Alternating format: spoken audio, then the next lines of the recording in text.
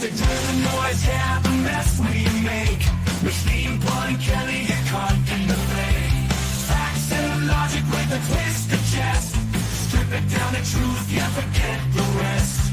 Humor pulls the lies right out of the park. Look beyond the shadows that set the dark. Sparks of laughter fire up the night, bringing clarity where they blur the fight. Cut through the chaos, yeah, the tangled lies. Steampunk Kelly with a set of clear eyes. Truths and jokes gonna rock this show. Step into light where the real facts glow.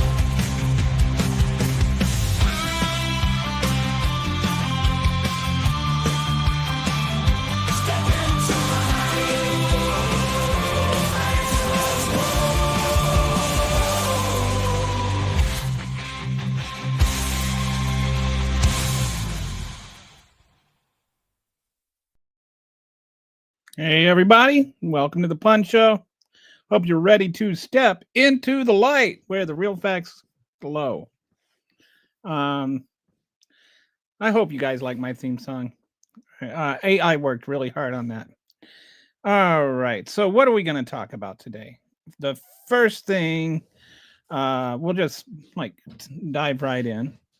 The first thing I want to talk about is there's a couple of Supreme Court rulings, and I'm titling this Make America Racist Again, because that is the actual reality behind both of these rulings.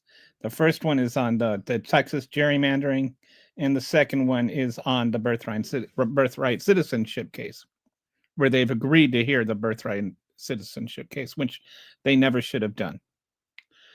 On the Texas gerrymandering, essentially what they did is they did not rule on the merits. They ruled that the defendant acted unfairly by not giving the legislature the benefit of the doubt of having a good faith argument. And there's an irony layered in irony here, because they actually had a 9-day hearing before the lower court, where they revealed like 9,000 or like thousands of pages of evidence and testimony and even actual evidence that that the legislature acted in bad faith. They literally used race as a means of gerrymandering.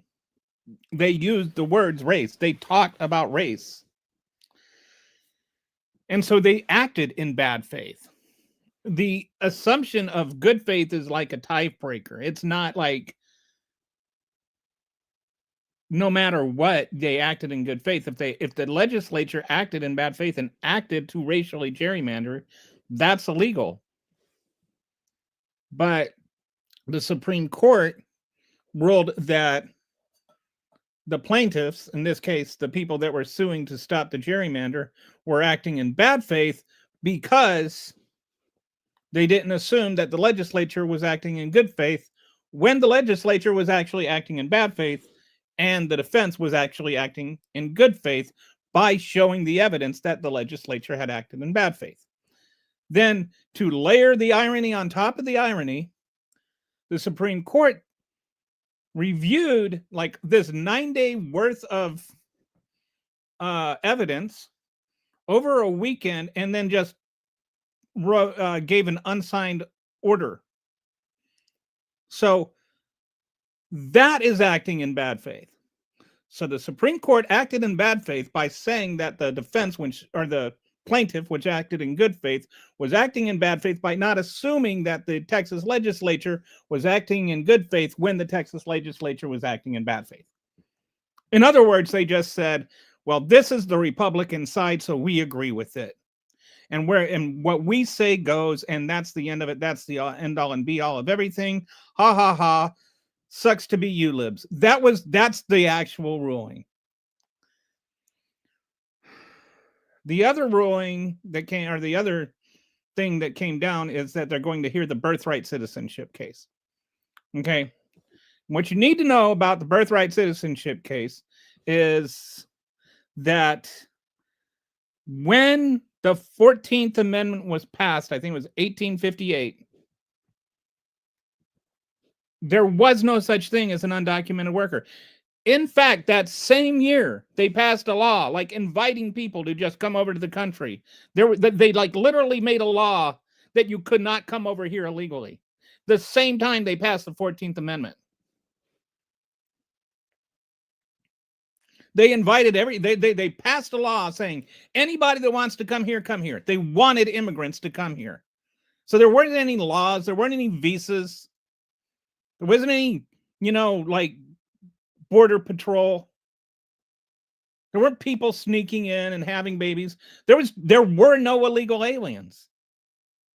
So the idea that the 14th Amendment didn't apply to illegal aliens is silly, since illegal aliens weren't even a concept. What it does refer to is people that essentially that are either they don't have diplomatic immunity, or people that have diplomatic immunity, or foreign enemy immunity. So like if you're a prisoner of war here and you have a child, like that child would not be considered a citizen. Or if you're a diplomat and you have a baby, your child would not be considered a citizen, because those people are not subject to the laws of this country. That's what it means to be subject to the laws of this country. It means like illegal aliens, by the fact you're calling them illegal, means that they are subject to the laws of this country, right? Otherwise, they're not subject to the laws of this country. How can they be illegal? But the right has taken and distorted what subject to the laws of this country mean. And they're saying, well, look, when you came over here illegally, you weren't subject to the laws of this country. But that's not what it meant. That's not what anything in any of the article, any of the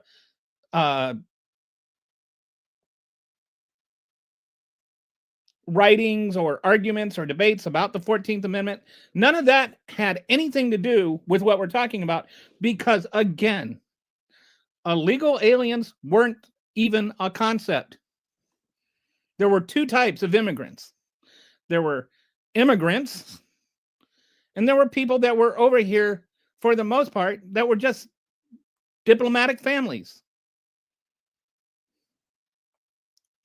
The people that are diplomatic families aren't subject to the laws of this country. That's why they have diplomatic immunity.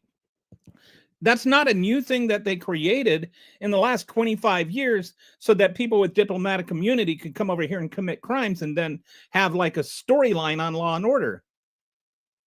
That's not a new thing. That's gone back like since before America existed. So there was no illegal aliens when they passed the 14th Amendment. Therefore, the idea that the 14th Amendment doesn't apply to the children of illegal aliens is just neutered. It's impossible to have that be a ruling when the thing did not exist. So we've got one guy said, shut up. And then I got, this might be some kind of an implied threat. I'm so glad that this administration is taking names and kicking butt. What does the idea of an illegal alien come from? It was an idea that was generated about 16 years later when they passed the first immigration laws, which, essentially made it illegal for Chinese people to come over. That's when you started having the concept of an illegal alien.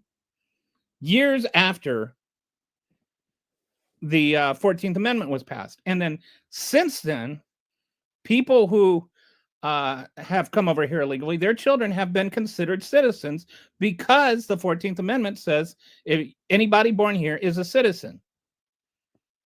But the idea of an illegal alien has existed since then, but the application of an illegal alien's child not being a citizen has not existed, because they're still born here and they're still subject to the laws of this country. Based on the fact that you're calling them illegal, you're admitting that they are subject to the laws of this country. This is a teachable moment. Everyone, don't drink the Democrat. Okay, so I suggest you go and look at yesterday's show where I talk about fallacies. This is a good example of a ad hominem attack. So notice that none of you can actually talk about the substance here. Crazy how an American Samoa, you're born a U.S. national, not a U.S. citizen. Yes, American Samoa is a territory. So yes, it has a different set of rules. Okay. So, okay, we got one more here. Oh, you want to, yeah, I understand it's a quote from a TV show that has nothing to do with what we're talking about. I mean, illegal immigrants didn't exist when they wrote the 14th Amendment because it wasn't a concept. That's a fact. If you don't know that fact, you can't you're not going to, own me or something. All right. So anyway, we're going to move on to the next topic, and I'm just going to show you this clip of Tom Cotton, which there's something in here that he says that I can't believe more people aren't talking about. The brief about the strikes on September 2nd, which were righteous strikes. These are narco-terrorists who are trafficking drugs that are destined for the United States to kill thousands of Arkansans and millions of Americans. The first strike, the second strike. Okay, first of all, let me just go back a second here. He just said millions of Americans. Is he really suggesting that boat strike, if they didn't do the boat strike, millions of Americans would have died?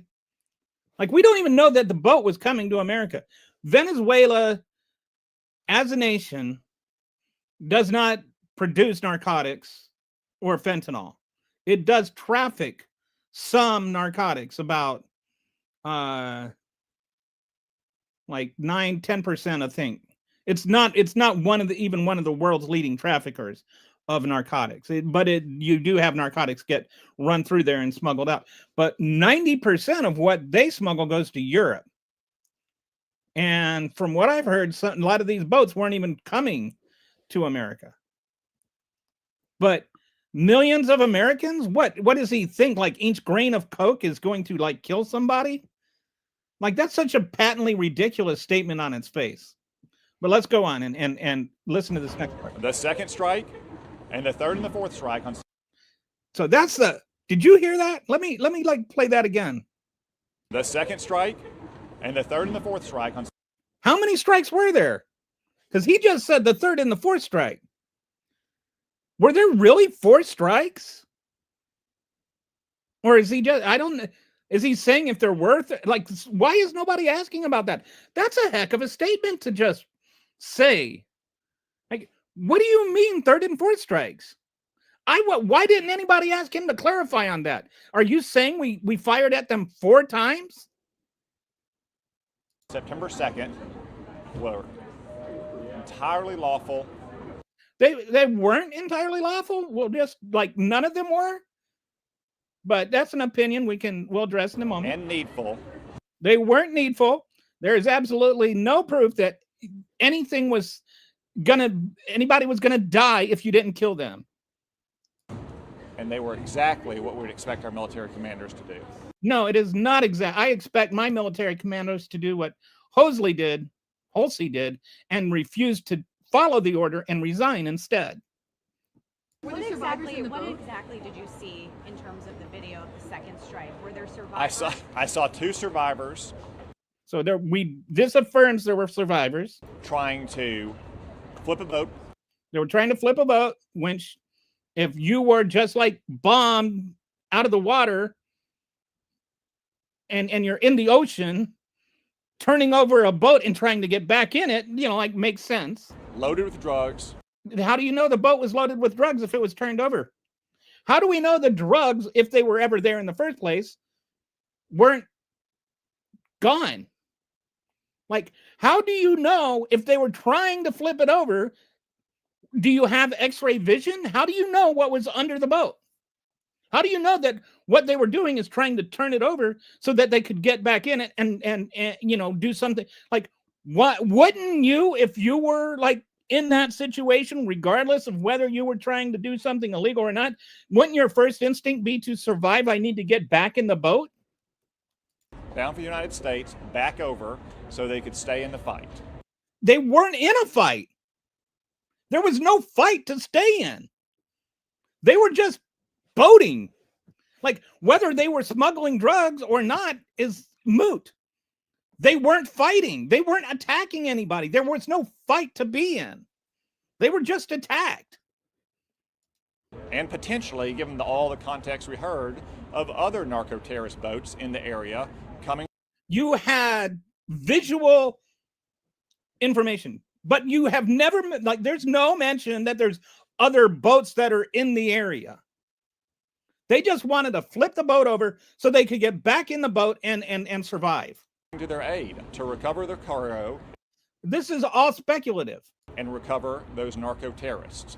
Again, speculative. And they're not terrorists. They even if they're narcotics traffickers, they are not terrorists. And just like you would blow up a boat off of the Somali coast or the Yemeni coast, we wouldn't blow up a boat off the Somali coast or the Yemeni coast. And you'd come back and strike it again if it still had terrorists. And except that we weren't attacking terrorists. There were no terrorists. Okay, narcotic traffickers are criminals. Yes. Terrorists, no. Declaring them terrorists does not make them terrorists any more than if I tell you you're a potato, it makes you a potato.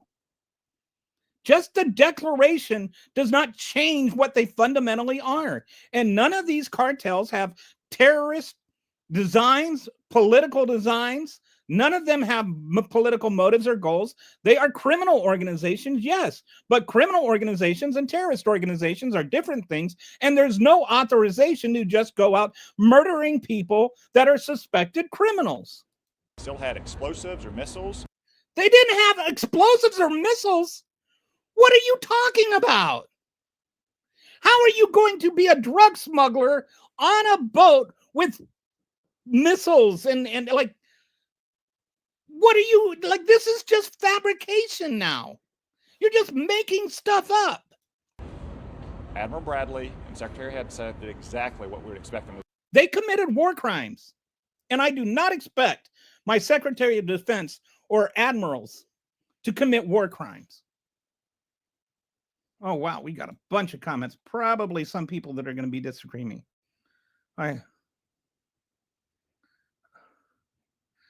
Okay, so I'm going to take a few minutes here. Okay.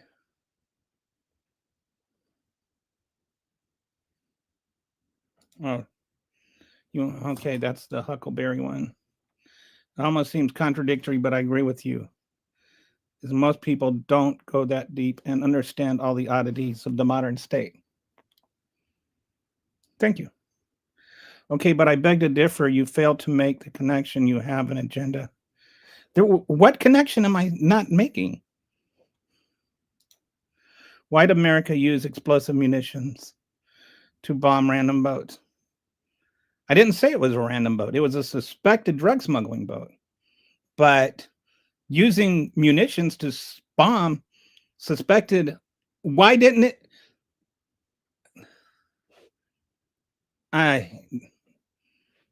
This is just too silly a question to address. Whether they are fishing boats or drug smuggling boats is irrelevant. They are not terrorists. They aren't coming over here to kill Americans. And some of them probably were. Again, the Coast Guard, when it boards ships suspected of smuggling drugs, they get it wrong 25% of the time. So they probably were smuggling drugs, but that doesn't mean they definitively were. And drug smuggling is not a capital offense. So even if they were smuggling drugs, we still have an obligation to arrest them and try them. We can't just murder them. If a Democrat did the same, Democrats wouldn't be doing this right now. Joe Biden didn't do this. So the whole, if Democrats did this thing, what you're saying is that it's okay because Republicans did it. Blah, blah, blah. So what? This is like MAGAs. They just don't know how to debate at all. Like I said, listen up, my Republican. This is a cheap, teachable moment. This guy is, I'm the enemy. He has no sense of patriotism in his system. So ad hominem attacks. This is what we get. NPR says they are fishing boats. I don't know what NPR says. I just know that they are suspected drug trafficking boats, and whether they are drug trafficking boats or fishing boats is irrelevant, because being suspected of drug smuggling is not a capital offense. And it's NPR. You believe them, right? Democrats love criminals and drug dealers. Your president just pardoned the biggest drug trafficker ever convicted, like Juan Orlando Hernandez. So you're the one that's supporting drug dealers, not me. I believe everything I see on the internet. I don't. Did you know that? I don't. High-speed engines on fishing boats with no nets. Yes, I've explained this before.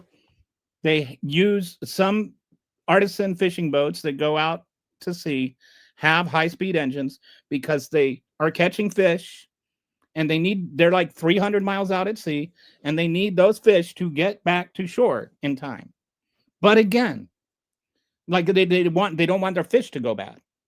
If you're 300 miles out at sea and it takes you a day and a half to get back to the shore, you're not going to be able to sell your fish because your fish all rotted on the way home. So you want to be able to get back. That's not a hard concept. Like this idea that fishing boats, like what do you think? They just go out there with a rod and reel for half an hour and catch some fish? The guy voted for Biden. Yes, I did. You voted for Trump. Exactly why does fishing boat got to be driving? I just explained that. Isn't it odd? Yeah, and you know what else hasn't washed up on shore?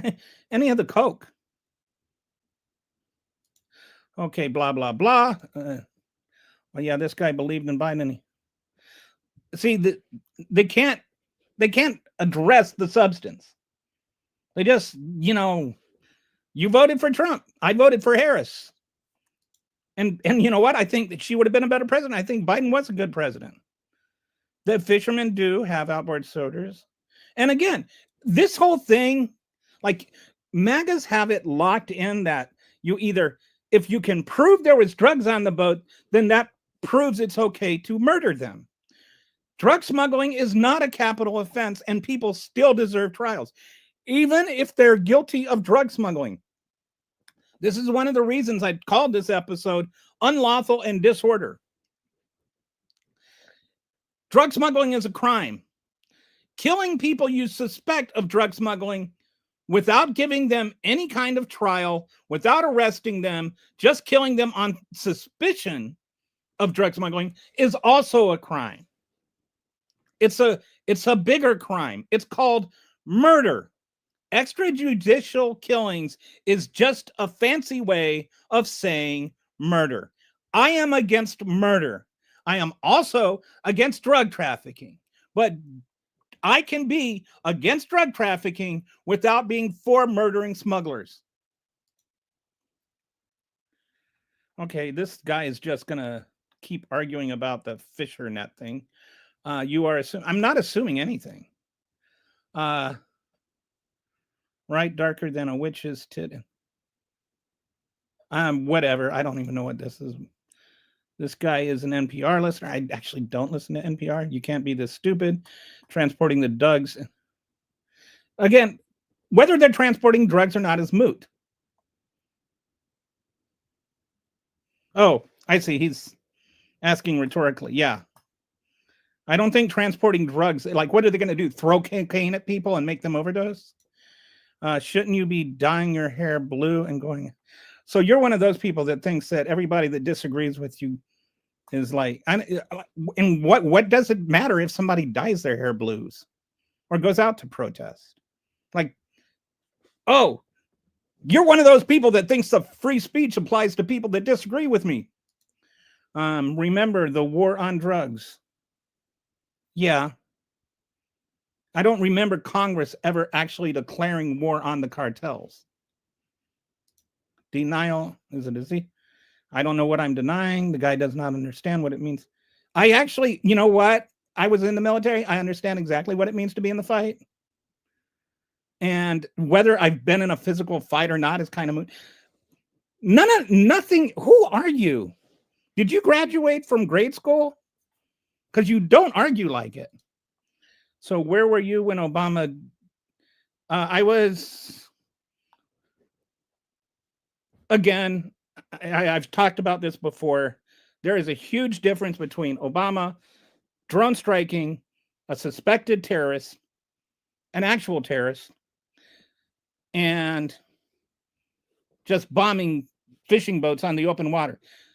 There was a whole different legal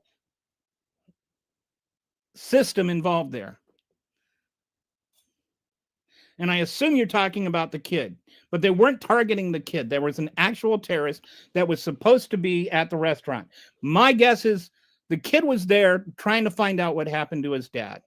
And he was probably there to meet the same guy, or maybe that was like a hangout or something. And I think it was really unfortunate and sad. And the Obama administration said it made a mistake in doing it. They changed how they proceed about it.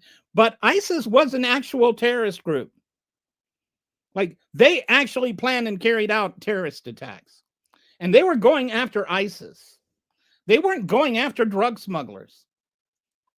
So there is a huge difference between the two things. And what you're making is a false equivalence and a whataboutism. Just amount of man.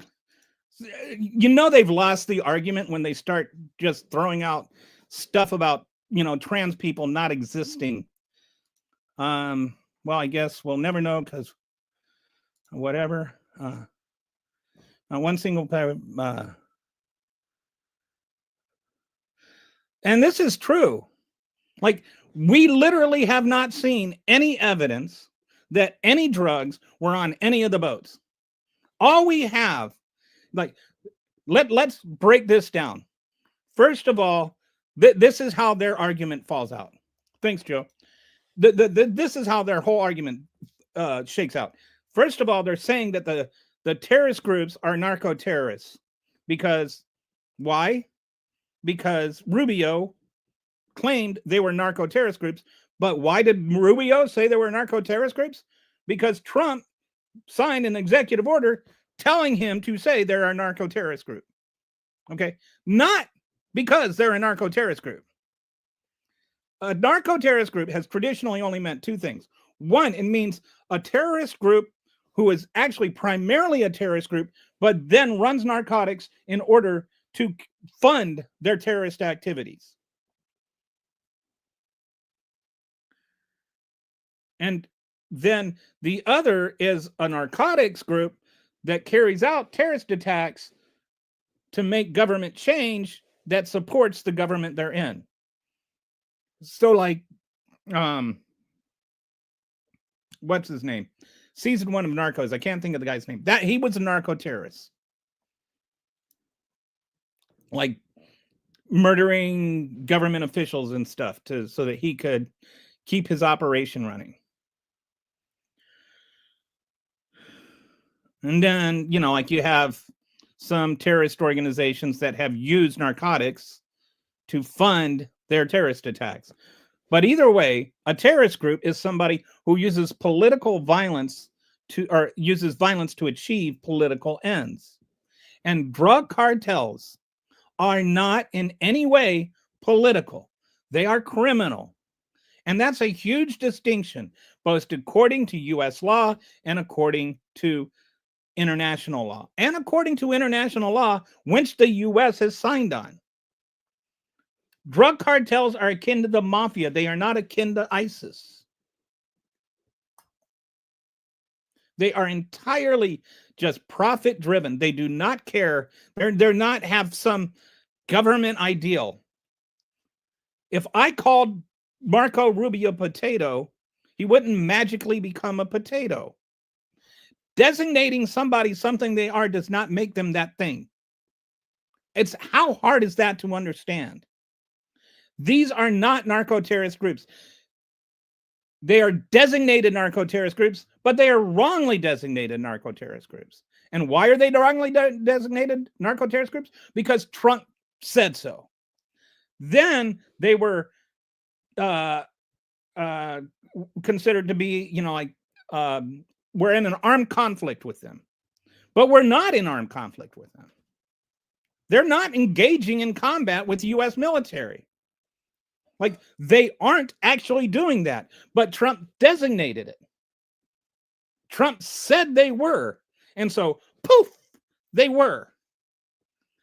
Like, the pretense of the first strike is that they're narco-terrorist groups that we're in armed conflict with. But we are actually not in armed conflict with them, and they are not actually narco-terrorist groups. So we're just murdering them. Extrajudicial killing is just a way of saying murder. And all we're doing is just straight up murdering people. Why? Probably in part because we want to get Venezuelan oil. Probably in part because Donald Trump wants to distract from the Epstein files. You notice this started at a very inconvenient time for him, right? Like, once they passed the Epstein file legislation, all of a sudden we're like bombing people out of the water. We've killed over 85 people now.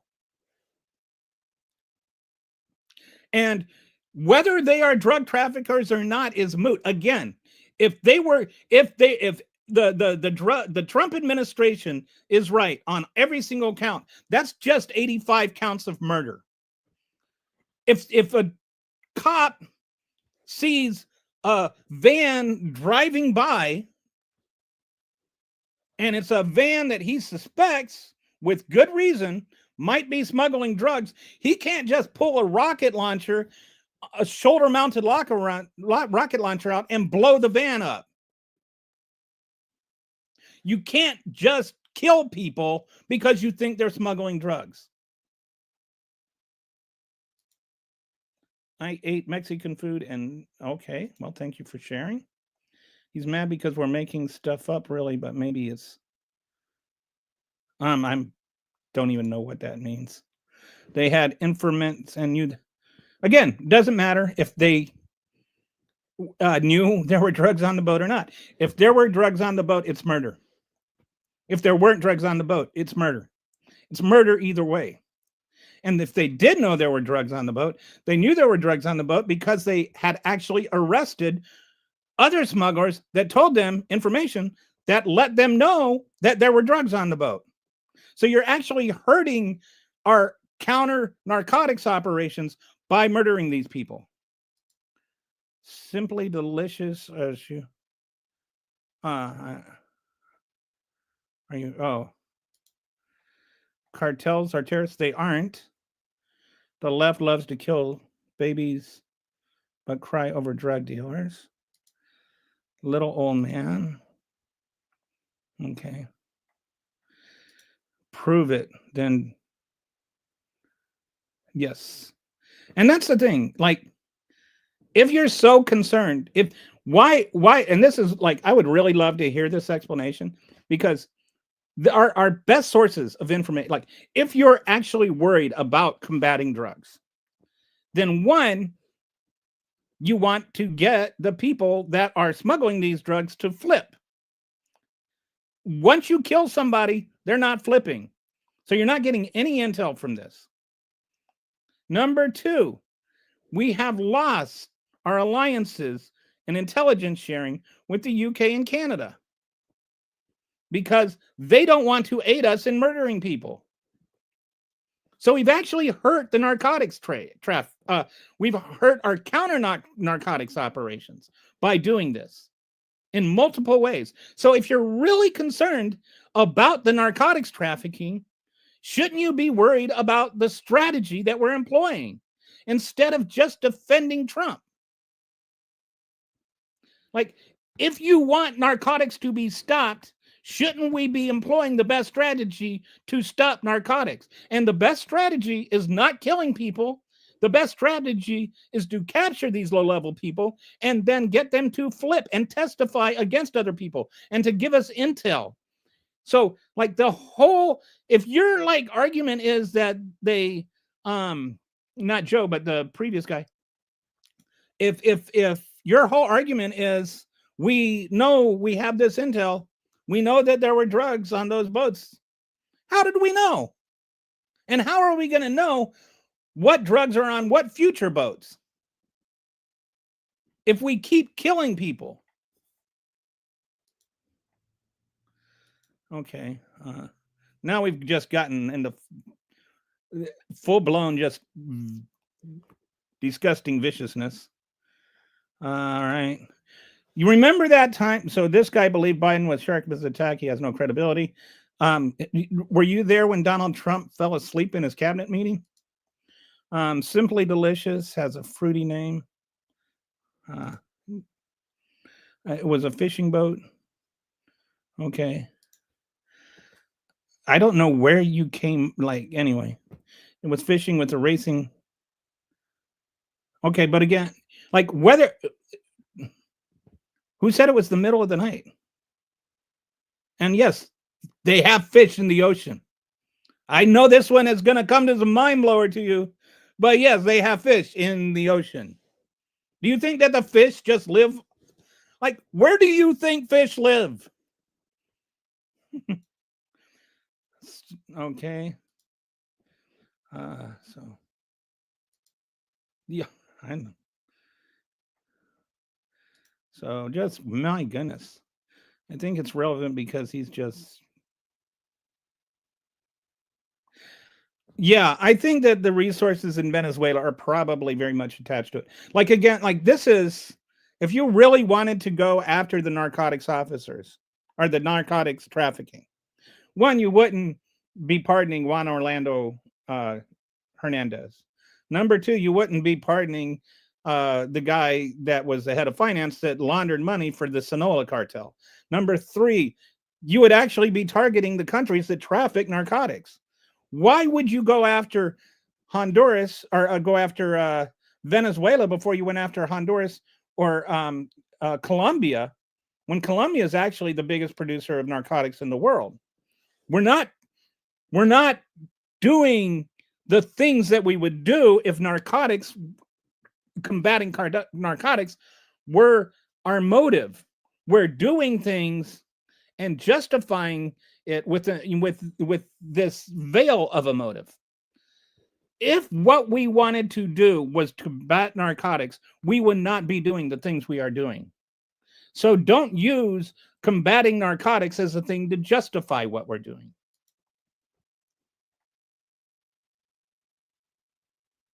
I'm getting the 25% from the Coast Guard. The Coast Guard. They keep track of it. And there were like 1,300 boats they pulled over last year. And of the 1,300, about 25%. I don't remember the exact number. I'm just kind of rounding off. But because you don't know doesn't mean I don't know. All right. How about you look it up? Because even if I looked it up, you would just accuse me of making it up. Go ahead, look it up. Ask an AI. I'm not making it up. It's a real stat. And you know what?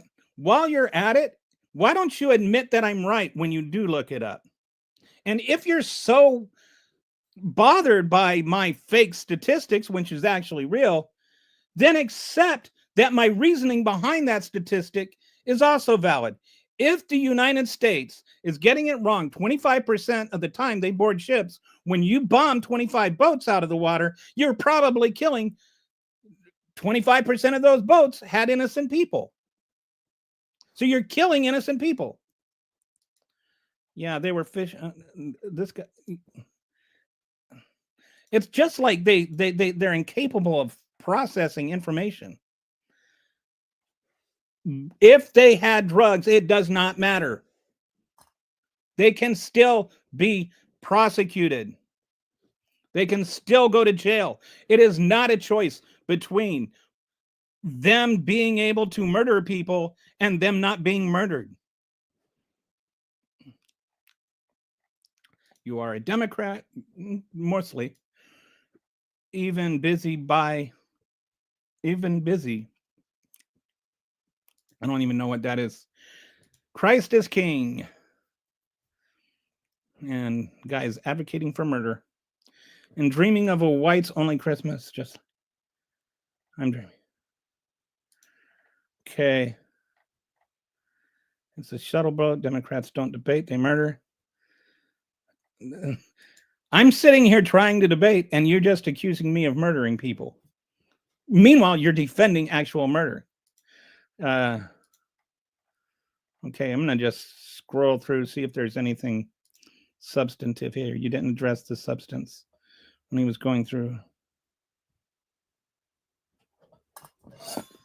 I don't know what that's all about.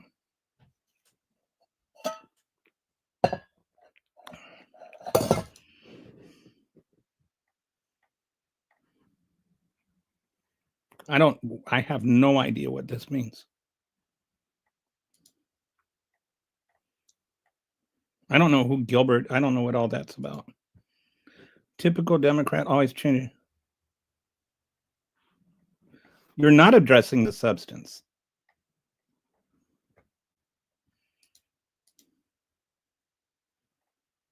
I mean, they could have just done what they've been doing for the last, 45 years, which is just pull over the boat, board it.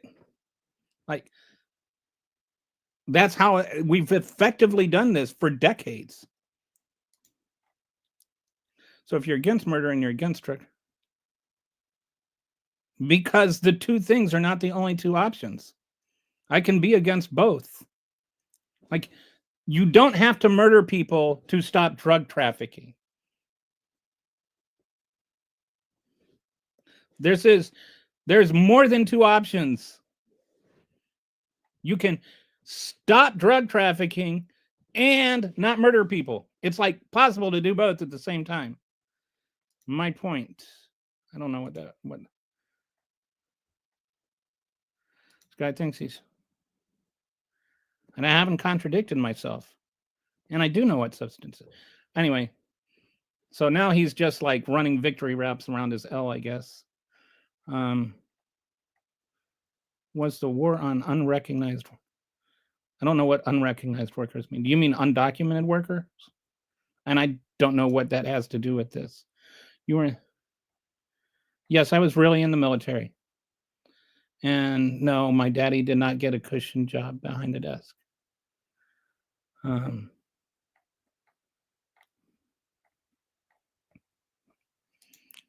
You know who didn't go in the military? Donald Trump.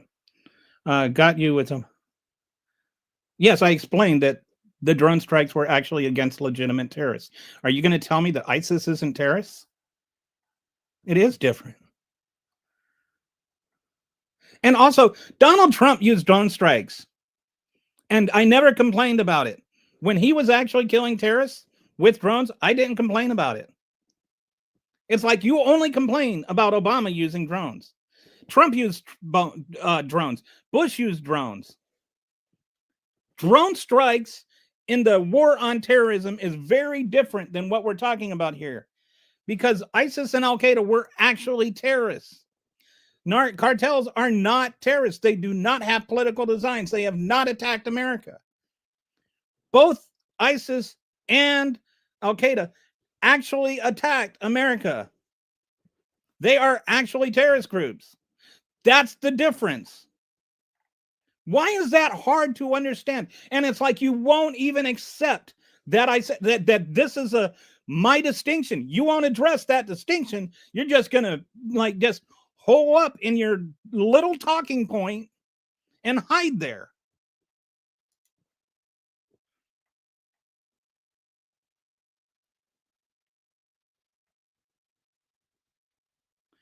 I don't have any evidence that anybody has collected any drugs. I was in the Air Force for 4.5 years. From 1986 to 1990, I served at Lackland and I served at San Vito Air Station. I enlisted as an airman basic and I left as a sergeant.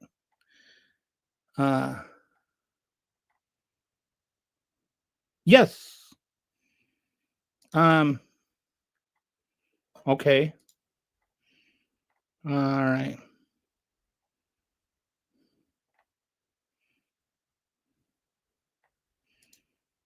Okay.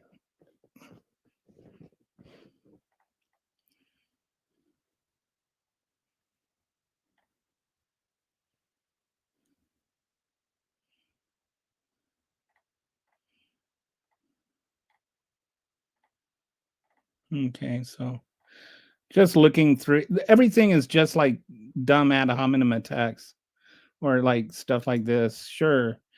You are aware Hillary Clinton replaced ambassador security details with Mercs.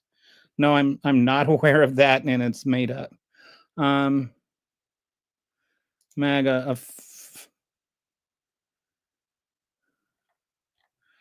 Okay, there's some friendly stuff in here too. Sorry, I shouldn't be skipping over the good stuff. You just said designating somebody some right. If I call a potato, it's a potato. It's not a potato because I'm calling it a potato. I'm calling it a potato because it is a potato. Calling a cabbage a potato does not make it a potato.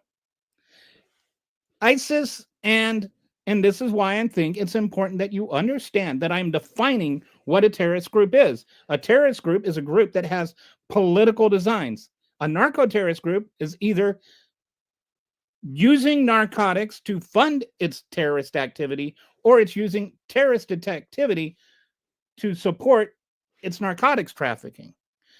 In neither case are drug cartels trying to influence American politics through violence.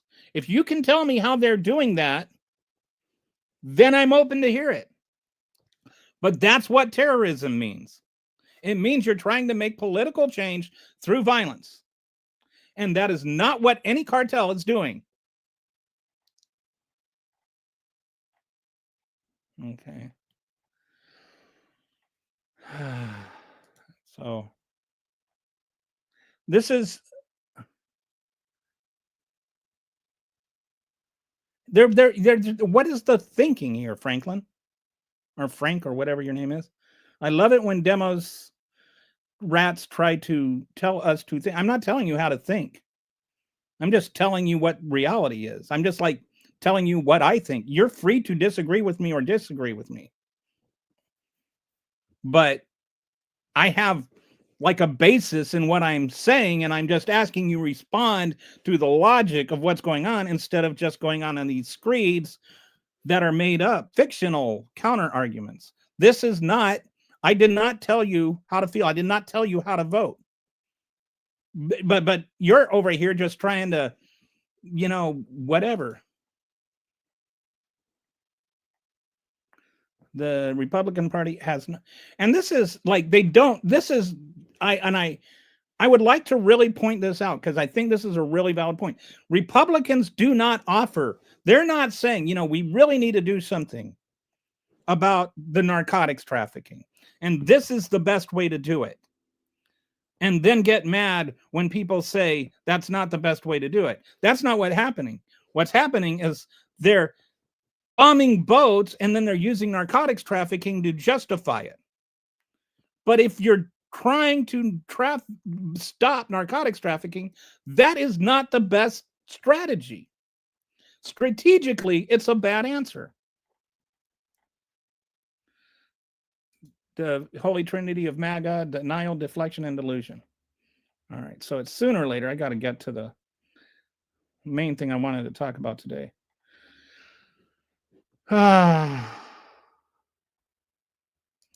We had a president for 4 years. You were just crying that the guy you wanted lost. You cried your way through a very good presidency. What is more pressuring? Thousands of children. I don't even know what that choice is supposed to be. Libtards care more about. Okay, so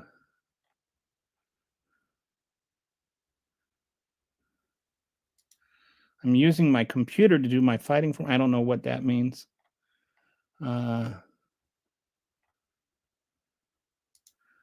Venezuela's government. Okay, so there's.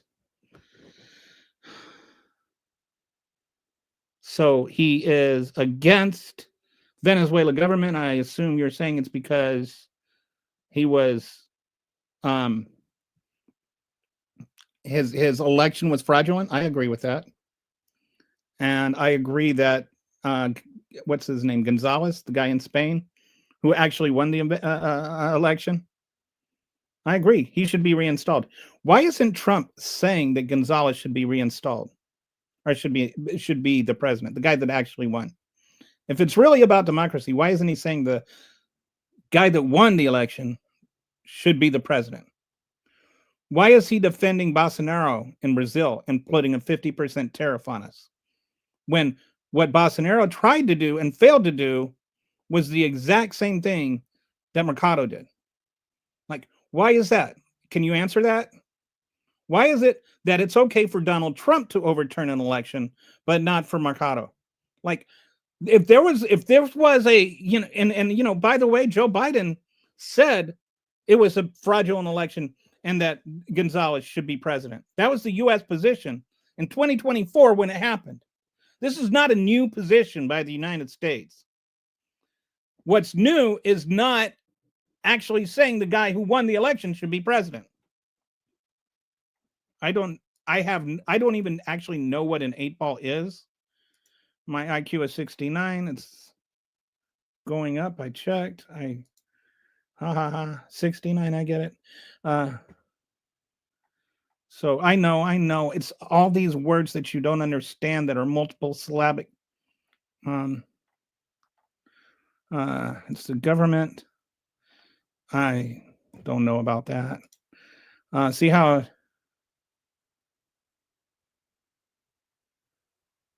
I never changed it. I said that it's 25% of the time they're wrong. I never changed it.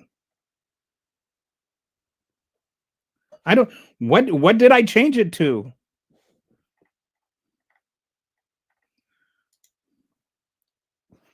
%100%. Like,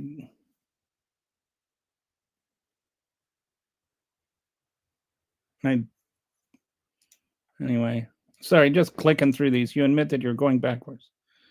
I'm not backpedaling at all. I stand by everything I said. It's 25%.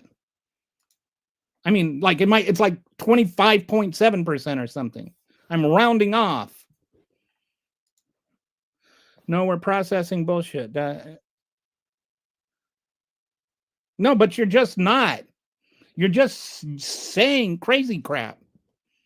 You're not calling out anything. You're not owning me. You're not correcting me. You're not fixing me. You just keep saying the same stupid thing over and over again. Are you a stupid person? I mean, honestly, think with the brain the good Lord gave you. Process new information instead of just saying it's not true. Look it up.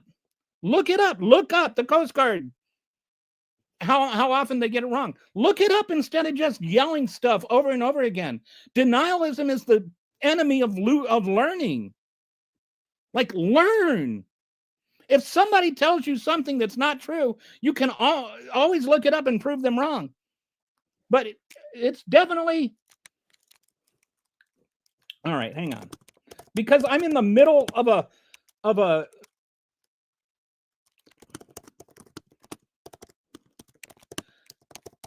podcast. I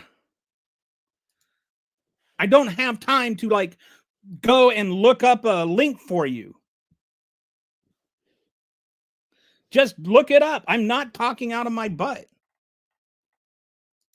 Oh, see, yeah. Beta male. Ooh, yes. Pat Jets, who can't even show his own face. Yeah, you're so tough, man. You're an alpha. Yeah, you drink beer like a man. It's Okay.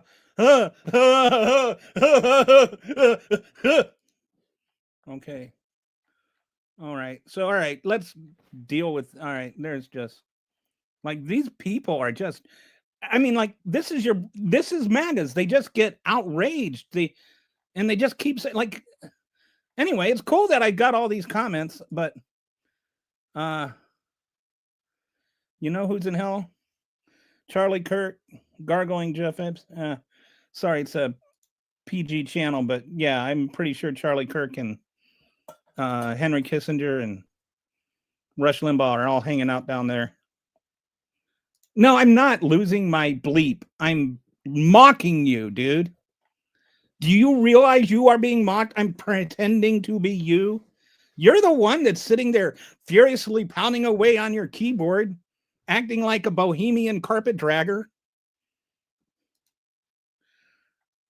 So, all right. Now I'm going to go to the thing that I actually wanted to talk about today, which is more about like this whole thing with the Jack Smith and how they're investigating Jack Smith's investigations into Donald Trump, which is hilarious. All right, so let's go through some of this stuff. I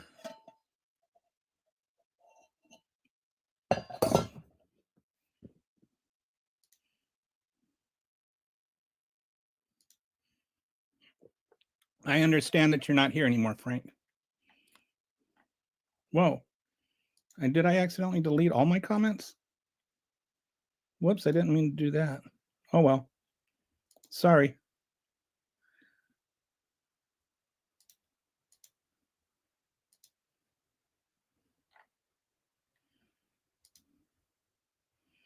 Oh, boy. Hopefully people can still leave comments. I did not mean, I just meant to ban Frank. He was getting to be too odious. Do I still have, okay. Looks like I still have people here. Well, that makes me a little bit sad.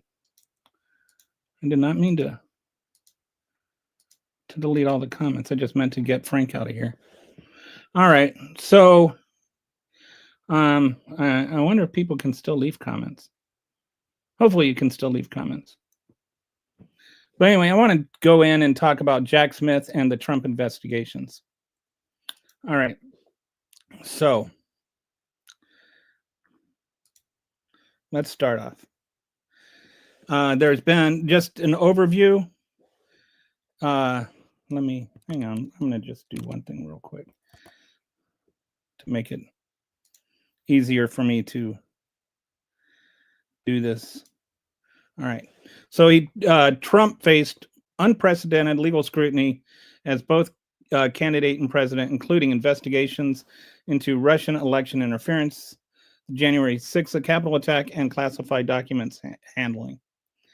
Jack Smith's role, he was appointed November 22nd as special counsel to investigate Trump's retention of classified documents and efforts to overturn the 2020 election. GOP response evolved from defending the investigation integrity to attacking investigators while dismissing evidence and pursuing partisan counter investigations.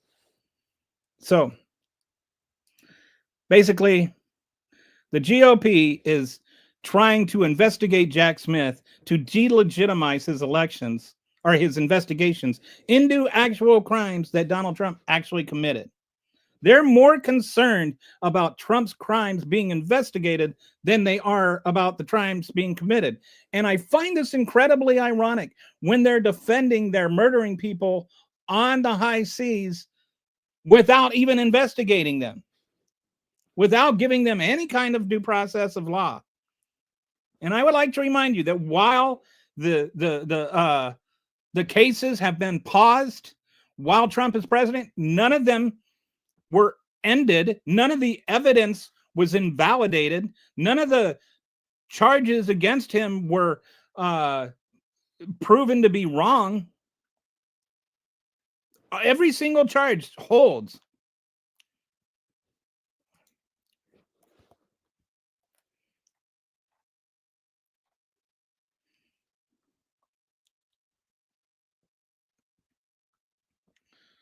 So we got some weird comments in here, but all right. So that's the first thing I want to point out is just this is not about an investigation into some wrongdoing. This is an investigation to change the optics of Trump's wrongdoing. All right. So Trump investigations are attacked as witch hunts, deep state conspiracies, and political persecution. That's what they're saying. He actually tried to overthrow the government, and he actually tried to steal classified documents. Those things actually happened. The Biden investigations. Hunter Biden had a laptop, maybe. They were, impeachment inquiries. The Biden they kept trying to impeach Biden on made up stuff. Now they're, auto pen gate, the Biden crime family. Oh, he gave checks to his son to cover his truck payments or whatever. They never could come up with a crime that Biden actually committed or any Biden actually committed, other than Hunter Biden bought a gun and lied on his form and kept it for 10 days, never even loaded it, and then threw it away. Like, it's ironic as hell that the only thing that they could get Biden on is his son and his, winches had a gun. Like, the gun rights crowd is all of a sudden really, really hostile to a guy that had a gun.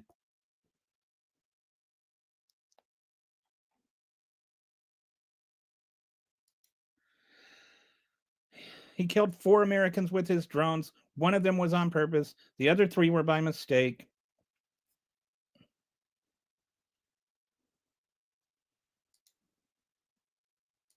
Okay, Mueller report.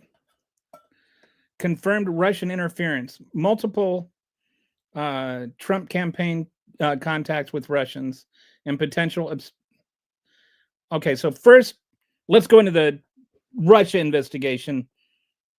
Even though that's not like one of the Jack Smith ones, I just wanted to talk about this too, because they always say Russia, Russia, Russia, as though like this proves there's this long conspiracy by the Democrats to get Trump. Like, they've been trying to get Trump for the 10 years.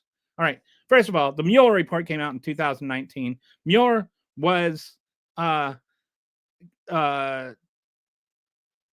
appointed by Jeff Sessions, who was appointed by Donald Trump. Donald Trump's DOJ appointed Robert Mueller. And that investigation into Russian interference, not into Trump, but into Russian interference, confirmed there were multiple Trump campaigns contacts with Russians and potential obstruction of justice. They did not establish criminal conspiracy. And a lot of that might have been because of the obstruction, but there was certainly something there to investigate. And it was definitely a confirmation that Russia interfered. And Russia had all these meetings with Trump people. They literally had a meeting with Trump people that they said were going to give information on Hillary Clinton's emails. And then Trump says they didn't have it, and so we shut that thing down. But they still met with the Russians to get this information.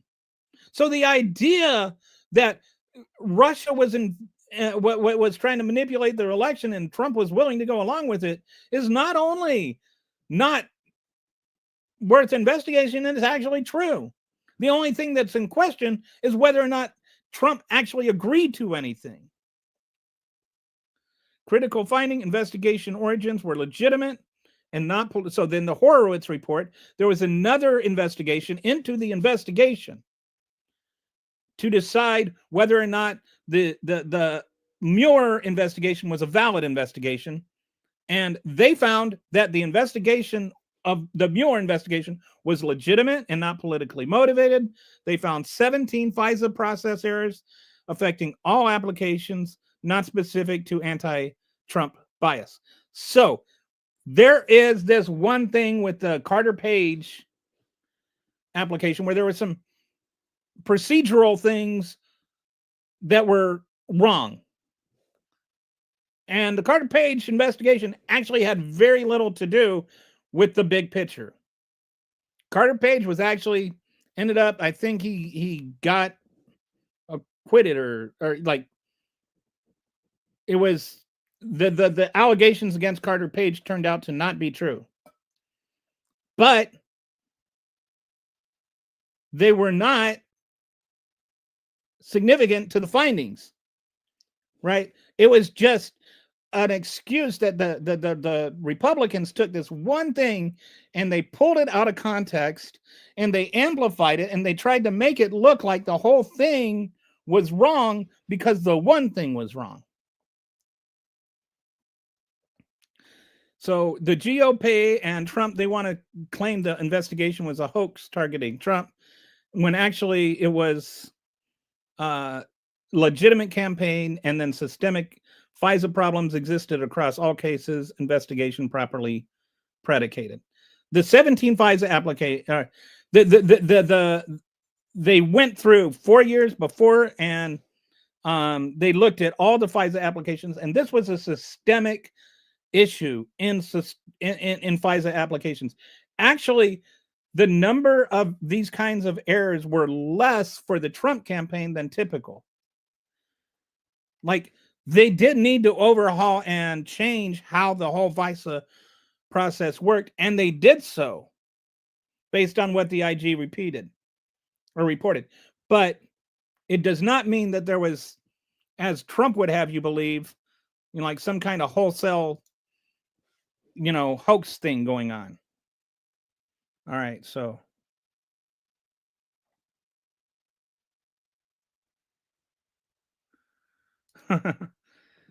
that's hilarious. American doesn't. I don't know what false information I gave. Voter ID.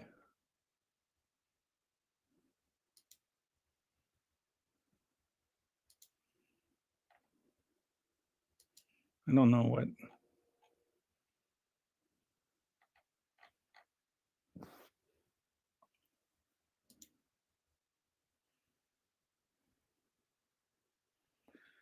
I don't. Some of the I don't even know what.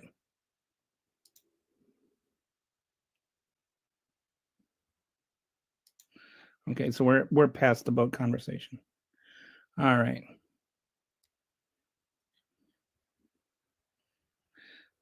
Let's go back to. I'm sorry, I was just coming back and looking at the comments to see if there was anything relevant. It doesn't look like anybody's talking about this part of things. All right, so.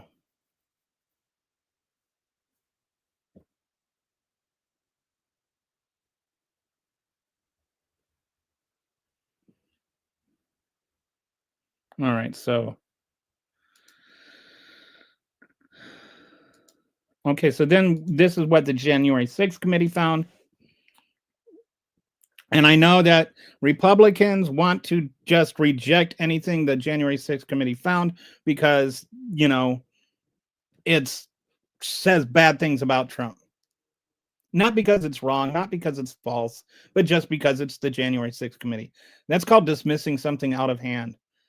Like, if you can show me factual things that the January 6th committee got wrong, I'm open to it. So they revealed a 7-part scheme and a coordinated effort to overturn election, including pressure on state officials. We have like actual tapes of calls, fake electors. We have those people and their signatures. DOJ corruption attempts. They forced people to like resign or tried to fire people and get people to like VP pressure and mob violence. All of this is just proven. They have documentary evidence, testimony from Trump officials, video evidence, communication records, testimony under oath from Republicans showing Trump knew he lost. We had criminal referrals to DOJ. And we also know that the $3 million budgeted for the January 6th rally organization, including $1 million to Turning Point Action, Does that sound familiar? Turning Point. 500,000 to Donald Trump Jr.'s group and funds for busing and speaker fees.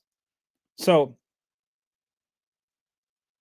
this rally, Stop the Steal, right, was paid for by like Charlie Kirk's group, and which, by the way, I think Clarence Thomas's wife paid for some of that too. And the whole thing was funded. It was called the Stop the Steal rally. And when they say the goal of the rally was just a protest, okay, what was the protest called? It was called Stop the Steal, right? What was the steal? The steal was the actual election results being voted through. And what did they want to do? They wanted to stop it. They literally wanted to prevent the validation of the 2016 election results. That was their goal. That was the name of their rally. Like when you say, like they come up with these things like, you're being ridiculous saying that they were trying to overturn the results of the election. That's exactly what they were doing. That was their stated objective. That was what they were arguing for in all of the speeches. Yes, Donald Trump said the word peacefully one time. He also said the word fight 20 times. He also watched the entire thing on TV and never made a phone call. So you can just like take all your Nancy Pelosi owns the National Guard nonsense out of here. Like I can't, your weird conspiracy theories about January 6th, they don't even make sense. Why would the Democrats want to stop the election results from going through? Like they have no motivation to do that. You say that it was an undercover, FBI deep state operation or whatever. Why would they do that? Who was president? Who was in charge of the FBI? Who designated the head of the FBI? So the GOP response attacking the investigation. Trump pardoned over 1,500 January 6 defendants, including those convicted of assaulting police officers and seditious conspiracy, which, by the way, I don't know if you saw this yesterday, Kash Patel, when they got the January 6th bomber, the guy that was trying to do the bombing, which turns out, as I already said today, he was a Trump supporter. Shock, shock, shock. He had the audacity to say, you're not going to attack our Capitol building and get away with it. But here we have 1,500 people that got away with it,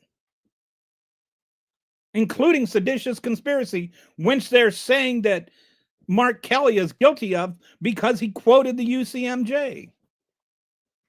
Jim Jordan accused Liz Cheney of witness tampering for contacting Cassidy Hutchinson when it was like entirely legal communication, while Jordan himself refused to testify despite being involved in the planning. Why? What is he trying to hide? What does he know that we need to know? Like the idea that there were these senators and representatives that were giving people tours, that were coordinating with the people that planned the attack, that were convicted of seditious conspiracy, and we can't even like ask them questions. Meanwhile, they're sitting there saying that Hillary Clinton needs to answer for the Epstein files. Let's see if there's FBI don't answer to politicians. Well, I think that, did you see the report that Kash Patel is now, he's getting criticism because he was trying to make the FBI into his girlfriend's friend's Uber driver? Like his girlfriend's friend was drunk, so he made an FBI agent give her a ride home. Like, that's why you joined the FBI, so that you could be the FBI head of the FBI's Uber driver. No, they have not found a lot of dead people and illegal migrants voted. And I mean, that's just not true. This is made up stuff. They have not found this. Like, they literally have not found this. And I'm sure this is not the first time you have been challenged on this. You probably say this all the time. You probably say this at Thanksgiving dinner, and that's why your family won't invite you back there anymore. But it's still not true. Who was convicted of what?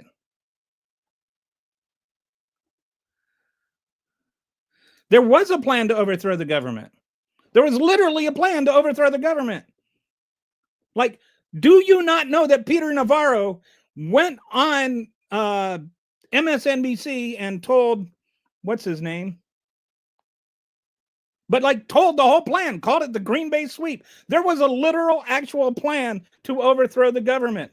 People were convicted of seditious conspiracy. This was not just something that hyperventilating libs said. This is an actual fact. And Donald Trump knew about it. His closest advisors were in on the meeting where they talked about seditious conspiracy. Roger Stone wanted to help or tried to help overthrow the government. Peter Navarro did. They had documents. There was a whole argument between the lawyers, his legal counsel, in the room that he was a part of. Cassidy Hutchinson spoke about it. Like, that you don't know this is not about anything except your ignorance. Please actually look it up. Look up Green Bay Sweep. Well, because they were because you've got Donald Trump going out there trying to prosecute everybody that did anything to him. And Joe Biden was not an idiot. He knew that. So he knew, like, you've got Donald Trump trying to prosecute Adam Schiff for mortgage fraud when he didn't even commit mortgage fraud.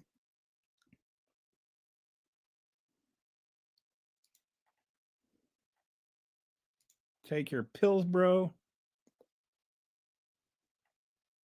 I don't know, suppositories.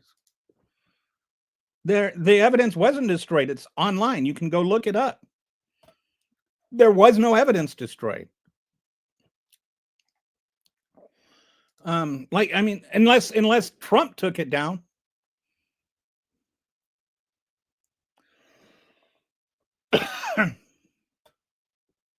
Well, this is a bunch of cockamamie women.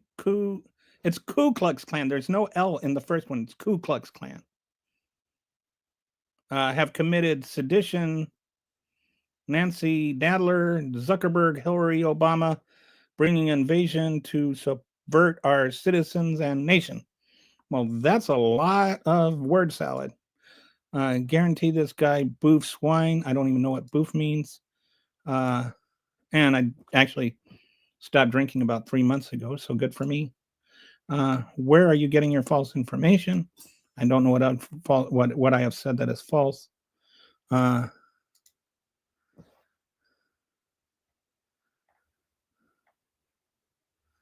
not gonna. The whole Indian and caste system thing, I think is. I wouldn't like it if Republicans did it. I don't like it if Democrats do it.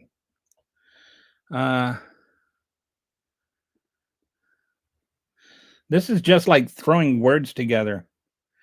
No, they weren't trying to overthrow the government when Biden was in office. They aren't looking. How about Iowa school superintendent was a registered voter because he checked the box that he was an American citizen?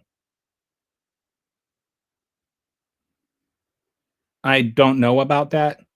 I'm just going to say that there are, as far as I know, their Heritage Project did a study of every single person that has been convicted of voting, of any kind of voter fraud. And of those, it's like 77 were non-citizens over the last 45 years in every single election. That includes different types of elections, everything from primaries to school board elections to whatever. They've got this database. You can go and look at it. 77 people, non-citizens, have been elected of voting. 11 of those were illegal. And of the illegal ones, none of them would have been stopped by voter ID laws because they had fake IDs that would be acceptable to get actual IDs. So, this one incident, like, that's an anomaly. It's not like that one Iowa superintendent is the. Do you know who he voted for? Like, and it's not like one vote was the difference in Iowa. MAGA is a fascist cult. Okay, I don't understand why. I don't know who that is. Or Cassidy lied. Okay, you can choose to not believe her. That doesn't mean she lied. She was there, and you weren't. So I will take what she said over you, by the way. They keep us fighting each other and not them. They're doing a good job of that, too. He's certainly on the top 5. I can't think of anybody that's... I mean, like, he has made $11 billion with a B dollars in his second term. Just since January, he's made over $11 billion off of being president. And that's not even counting all the gifts he's gotten, like the $1 billion airplane that, it was like 500 million, and then it's getting all these upgrades on it. And he's the only one that's ever going to fly on it, because it's going to go to his library. Like, the idea of using Donald Trump and the word library in the same sentence is actually hysterical, because I doubt he's ever been in one. I doubt he's ever even read a book, or at least read one since he graduated from college, meaning, he paid somebody to take the test for him.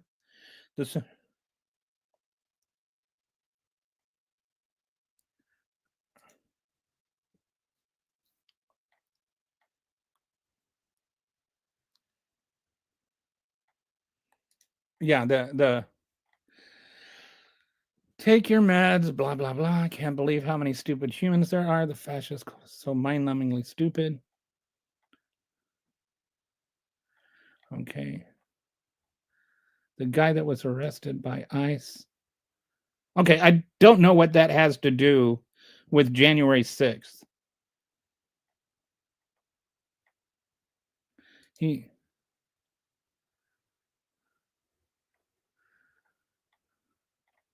If there's one, no, that's actually not true. If there's one, there's not millions. If there's one, there's one. Like, again, we have gone through the Heritage Foundation, which is an extremely conservative think tank. They're the ones that gave is it Federalist Society or Heritage Foundation? Anyway, Heritage Foundation is a right-wing think tank, and they wanted to prove what you are saying.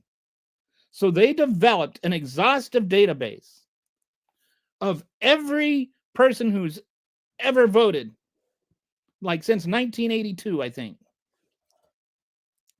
And they have scoured the depths of what there is. Nobody has looked harder in the history of the country to find illegal voters than the Heritage Foundation. And they could only find 11 instances of illegal immigrants being convicted of voting. So any number bigger than 11 is just pure invention. And let me explain to you why it's stupid to think that illegal immigrants are voting in mass. Number one, you're not going to change the election outcome, right? Like, if you go, you're not going to change the outcome. Number two, you're putting your name and your face on a piece of paper. You're committing a crime. You are drawing attention to yourself, which is not what you want to do with the government if you're here illegally. It's not like people are going, I'm going to go vote for Kamala Harris.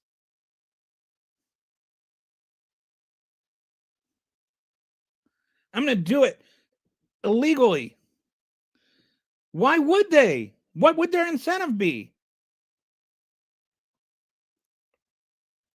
The risk to reward, they're risking having their entire family deported, and the reward is not changing anything.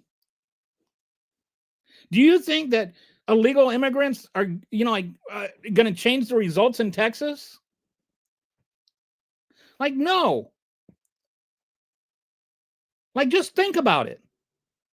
Why would they? And they so there's no logical reason for them to do it, and there's no evidence that they are. And yet here you are making this proclamation that illegal immigrants are voting by the million with no evidence. Why is that? It's because Republicans have stirred up your racist inner person into believing it. I'm not saying you don't believe it. I'm saying that you are not willing to challenge it within yourself. You would rather embrace the racist in yourself instead of actually challenging it and putting that thing down, putting that part of you down. I don't think people are racist. I think people have racist thoughts, and I think almost all people do, at least all Americans do. It's hard to not be raised in America and not have occasional racist thoughts.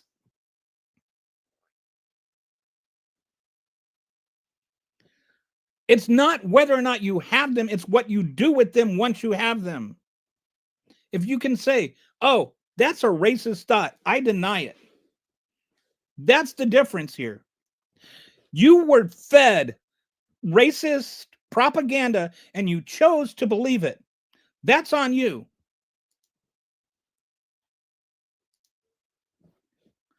Okay.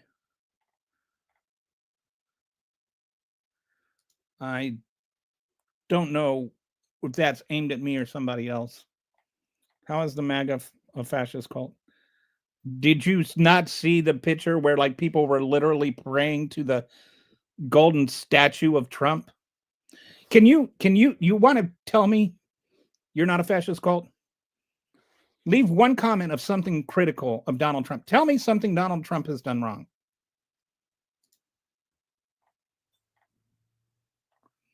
Okay. Trump is the best president in history. You got it wrong. Trump runs this country like a businessman, not like a politician. Well, he bankrupted a casino. I hope we live long enough to see all these fascists held accountable. So do I. How many billions did the bomb? Actually, 0 billions. Wow. So another Trump hating room. Yes, it's all about how we feel about Trump. That's one of the reasons I think you're very cultic, because you interpret everything through either being pro-Trump or anti-Trump. I do not look at things as being anti-Trump. I look at things as being, these are things I agree with or I disagree with. And most of what Trump does are things I disagree with, but I don't disagree with Trump, those things, because Trump did them. I disagree with them because they are either bad policy or wrong. I disagreed with tariffs from the beginning. I said, if you impose tariffs, this will happen. Then that happened. But now it's like, that doesn't mean that I hated Trump. It means I hate tariffs.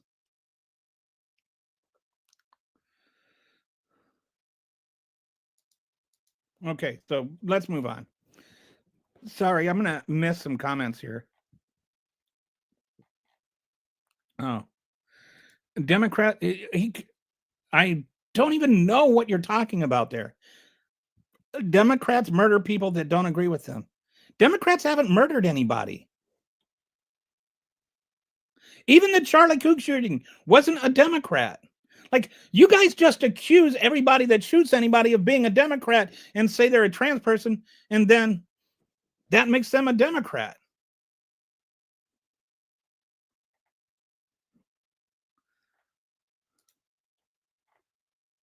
I love tariffs. I'm hoping he spelled it wrong on purpose. All right. No, he wasn't on the left. He had a trans girlfriend. That's all we know. You don't think that somebody can be MAGA and trans? Let's go ask Caitlyn Jenner about that.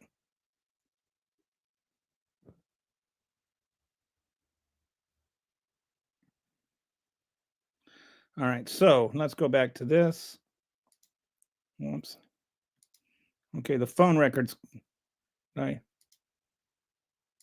Whoops. Okay, so let's go back to here. Jack Smith. So then Jack Smith got appointed as a special counsel. I want you to note that this starts on November 22nd. The investigation into Trump had actually, and the January 6th stuff had started, and the classified documents, all that had started months before he was appointed.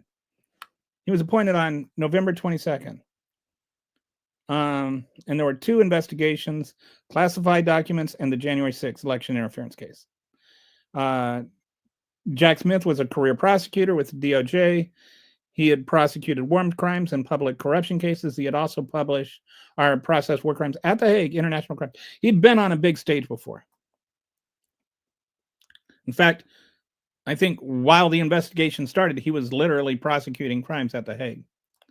So he was appointed in November of 22. He indicted Trump on 37 counts in June 23. In June of 2023, that was on the special documents. Then in July of 2024, Judge Cannon dismissed the documents case based on his appointment. You know, they were saying that she was saying that he was never approved by Congress or by the Senate, and so he couldn't legally be a special prosecutor, which flies in the face of a lot of things, and ironically was used in striking down, that decision was used in striking down the appointment of Habib more recently. But to be a special prosecutor, it had never been the case. You needed to be a Senate approved prosecutor before. To be an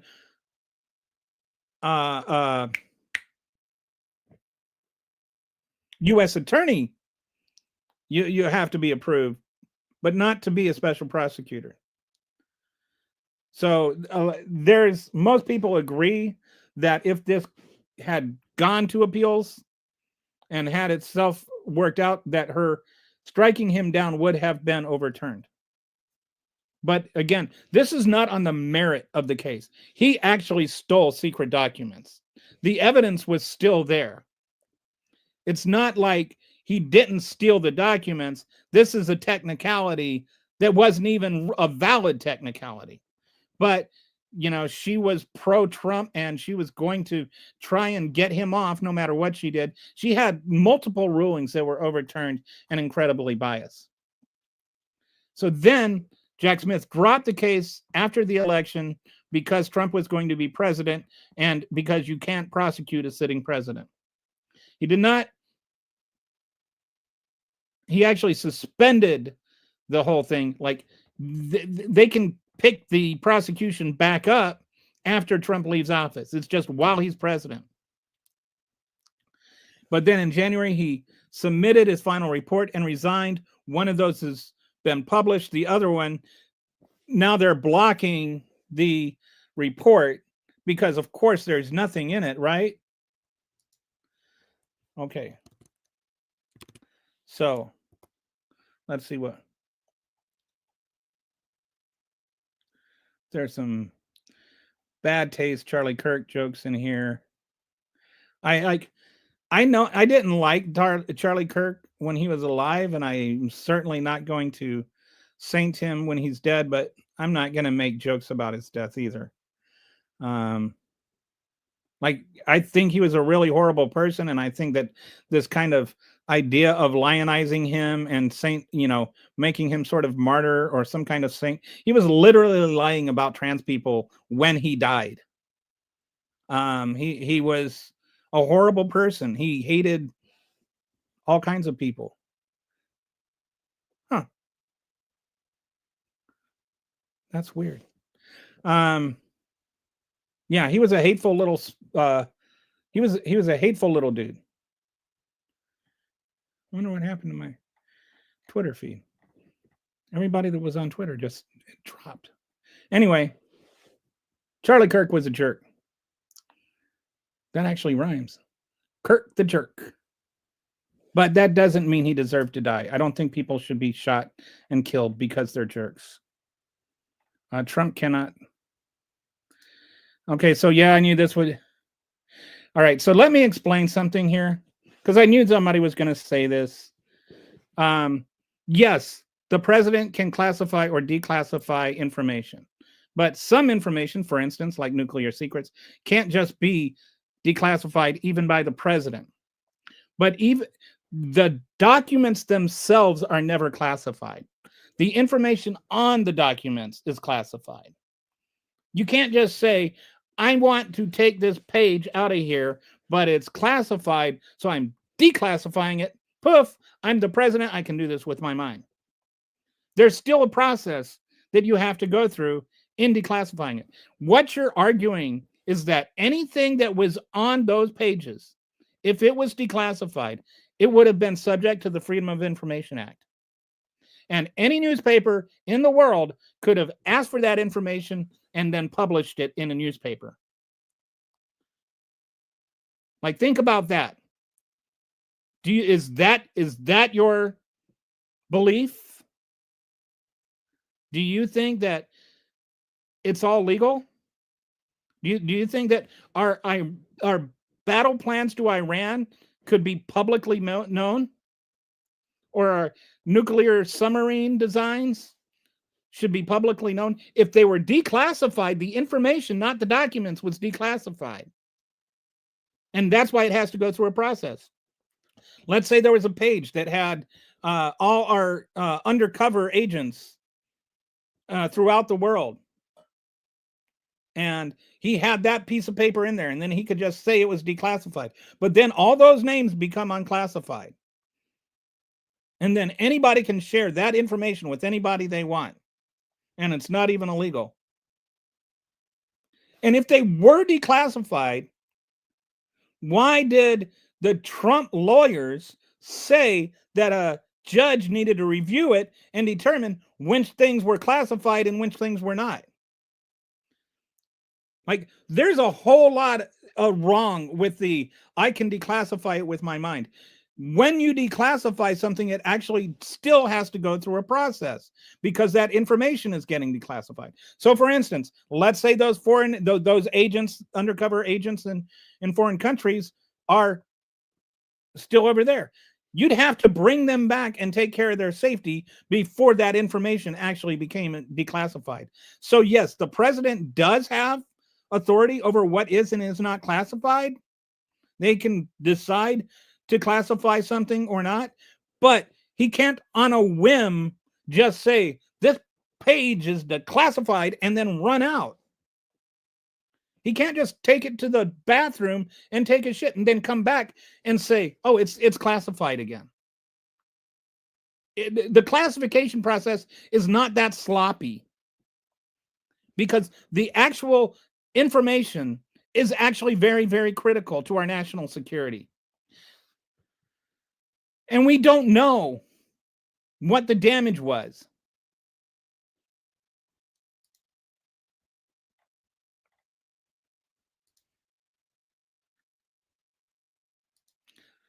I don't like any of those jokes. Like, I don't like joking about murder.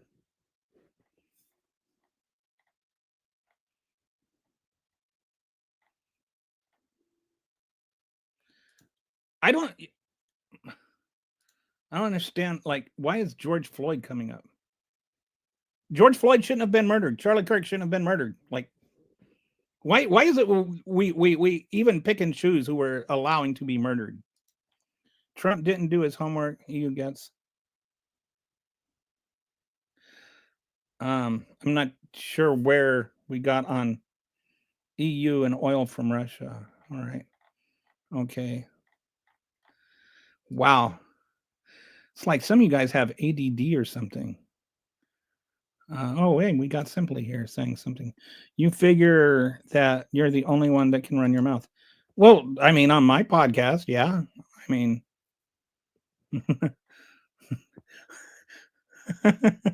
yeah, on my podcast where I'm like the only one talking, yes, I feel like but I'm going through and reading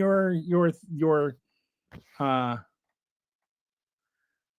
your comments. It's not like anyway. I'm actually being criticized for talking on my own podcast.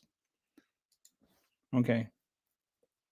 So now let's talk about the whole phone records thing. This is the other thing that they're allegedly interviewing him about. And this is about the phone records. So this is Operation Arctic Frost. This is the actual investigation into January 6th that, again, predated Jack Smith's appointment. April 2022 memo showed A.G. Garland, Deputy General or Attorney General Lisa Monaco, and FBI Director Christopher Wray personally approved opening an investigation that collected phone metadata from Republican lawmakers. And let's distinguish here between phone metadata and phone records or phone calls. All the phone metadata did was say where they were at given times and whether or not they had talked to people. They did not know the certain, contents of any phone calls. And a lot of these, like Jim Jordan, by the way, were actually involved with a lot of the people that were planning to incite violence on January 6th. And again, it was a plan. It wasn't a random accident. So what was collected? Phone data showing time, place, and length of calls, not recordings of call content. And this was part of Smith's election interference case. And it's valid. Like, they actually had valid reasons. That's like the Attorney General, the Deputy Attorney General, the FBI Director, and a judge all signed off on giving the warrant for this, because it's not just an investigation into the people, it's an investigation into the crime. So it's not like charges were brought against any of them, but you're trying to understand the full picture of what happened. And part of understanding that full picture is understanding which congressmen were there, which congressmen were, if any, were helping to plan for it. This is an investigation into a crime. There's no malice involved. If there were malice involved, there would have been charges brought. Bogus charges. Like what the DOJ is currently doing with like Letitia James and Adam Schiff and James Comey. Okay, the classified documents case. There were 325 total classified documents found at Mar-a-Lago, including nuclear secrets and intelligence methods. And this is why, like, they weren't intelligence. They had nuclear secrets. Nuclear secrets, even the president cannot unilaterally decide that nuclear secrets are no longer classified. Even that has to go through. There is a legal written process by law that those things have to go through. So the rest of it is still, he can't just declassify it with his mind and make it go away. But most of this stuff he could declassify and go through a process and have it declassified, none of which he did. And when he argued were still classified for the case of the trial. It's so weird how you can say that they were classified for the trial, but they weren't classified when you took them. And even then, it's not just about them being classified. They were documents that didn't belong to him. Even the unclassified ones didn't belong to him. So the charges: willful defense of national defense information, obstruction of justice, and false statements. The evidence: photos of documents in the ballrooms, the bathroom, testimony of obstruction, refusal to return despite the subpoena. And there was all kinds of like video and photographic evidence and witness testimonies that he kept moving it around, kept trying to hide it, kept trying to keep information. He sent back the first batch and signed his name saying this is everything, and then had them secretly move classified documents to a different room. Why is he trying to keep them? Like, people want to compare it to, like the box they found in Joe Biden's garage. There's no evidence that Biden even knew it was there. They don't always pack up their own boxes. Joe Biden's the one that asked the FBI to come and search his own house so that he could make sure that he was in the clear. Would he have done that if he knew that those classified documents were there? If he was really trying to keep those classified documents, don't you think he would have moved them somewhere? And we're not even sure that the information was still classified. But no, so these are not the same thing. Joe Biden went out of his way to work with the FBI. Trump went out of his way to obfuscate and obstruct the FBI. So nuclear secrets law, no authorization to possess, regardless of classification status. So even if he did declassify the nuclear secrets, it's still illegal to have them. Information versus documents. Law protects information content, not physical documents. Declassification argument doesn't apply. So if you had the same information on two different documents in two different places, and you just classify one, it doesn't mean that does the other one become declassified, the person in the other person's hand? Like, it's just a silly thing to think that pages and papers get declassified and not information. That's not how it works. So then obstruction, he was hiding documents from the FBI, moving boxes, having attorneys make false statements about compliance. If this had gone to trial, he would have lost. So the Trump's declassification, his defense, he says he declassified everything, which we have established he did not. The special master farce. So this is what Trump requested a special master to review these documents. Appointment was overturned by the 11th Circuit, who noted the logical absurdity. If Trump disclassified everything, he has no executive privilege claim. Like, if he declassified everything, why do you need a special master to decide what's classified and not? Then Judge Cannon dismissed the case in July 2024, ruling Smith's appointment unconstitutional, a ruling at odds with decades of special counsel precedent. Smith appealed but dropped the case after Trump's election win. So he didn't, MAGA wants you to believe that, that he was exonerated or something. No, he just kind of won, and the time ran out. But what he did, he still tried to overthrow the government. He still tried to steal classified documents. Well, he succeeded. He just wasn't able to keep them forever. We don't know who saw what. We don't know how much he damaged national security. We don't know that. Documented evidence, multiple investigations produced substantial evidence. The Mueller report, January 6th committee testimony, 325 classified documents, obstruction evidence, witness testimony under oath. There is all kinds of evidence that he committed response. And you won't see one MAGA say that he did anything wrong. Lindsey Graham will go to the floor for this man. Even though Lindsey Graham knows darn well what he did was illegal. The only time he ever spoke the truth was on January 6th after the attacks, when he was drunk as a skunk. Whatever bottle of whiskey he had in his bottom file drawer, he'd been drinking it, and he was letting loose with the lips. And when he changed his vote, that's the only time he's been honest about Donald Trump. Consistent strategy of attacking investigators. Jack Smith has done nothing wrong.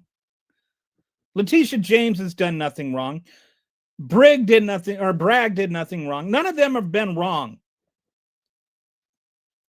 Pursuing baseless counter investigations and protecting Trump from accountability through legal maneuvering and pardons. Despite substantial evidence in multiple cases, Trump avoided prosecution. All right. So that's what I have to say about that. Dems do nothing wrong either. Just ask one. Hey, the Democrat that Joe Biden or that Donald Trump just pardoned, he should be in jail. The senator from New Jersey that was convicted of crimes, he should be in jail. I am not saying Democrats do nothing wrong. But can you tell me one wrong thing that Republicans have done? I voted for the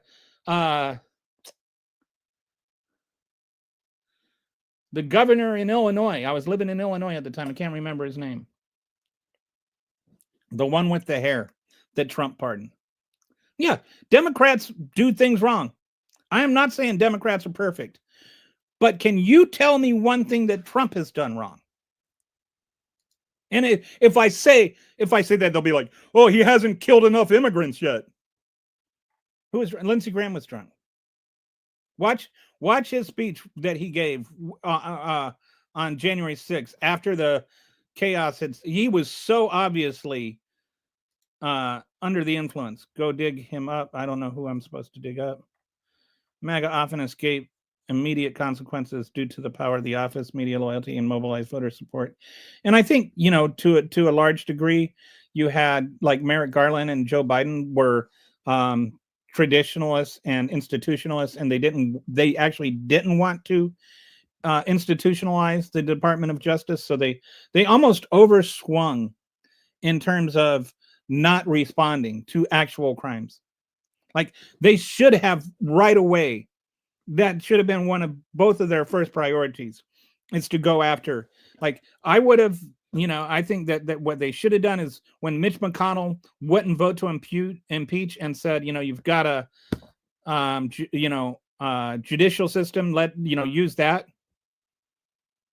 They should have said, okay, we're going to take your word up on it. And then just immediately started that investigation and finished it before the year was over. So lots of Charlie Kirk jokes here still. MAGA do not face immediate consequences. Yeah. That's more they kind of know how to manipulate the system. Democrats are the dumbest people on the planet. It's funny how you insult my intelligence, and yet you can't actually say anything that's wrong with what I'm saying, other than just more insults or whatever, or just hysterical nonsense. If anybody actually has a substantive response to anything, I'm open to it, but we're not getting any. He hired Kash Patel. How he is director, even the FBI has already just grown sick of him.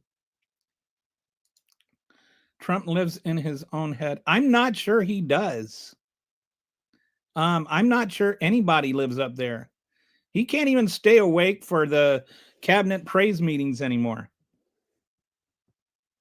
He's not, he's not draining the swamp like he started. Oh, yeah. That's not a criticism. He's made $11 billion. He has not just not drained the swamp like he promised. What is the swamp? He's made the swamp, dude. The swamp is Peter Thiel. The swamp is Donald Trump. The swamp is the Binance guy. He's made $11 billion off of the swamp. He's not just draining the swamp. He's making it. He's creating the swamp. He's got a $1 billion airplane donated to him by Saudi Arabia, and he's defending the Prince of Saudi Arabia, who sawed up a journalist. He is the swamp.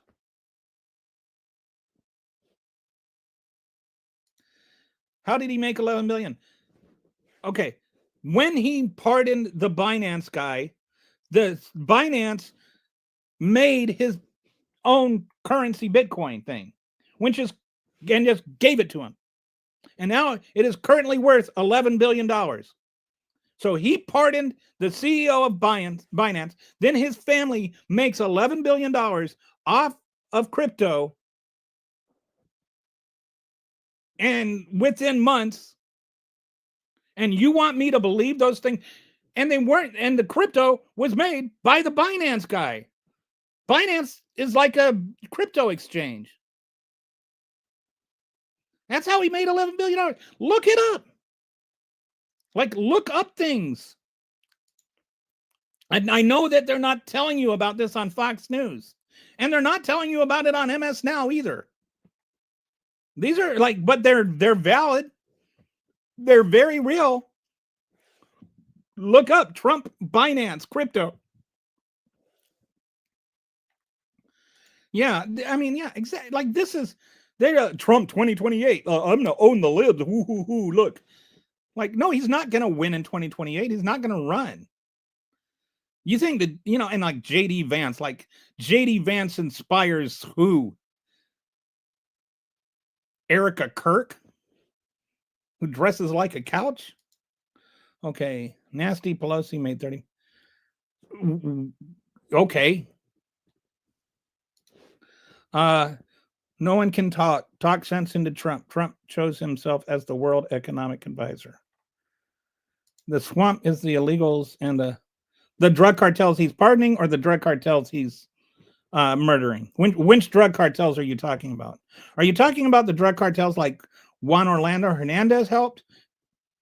Or are you talking about the ones that are driving boats?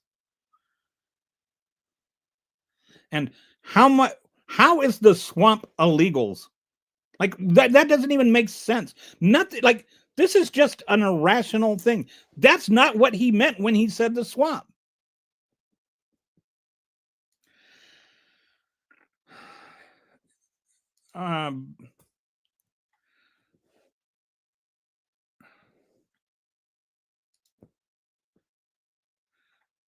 Both sides do it.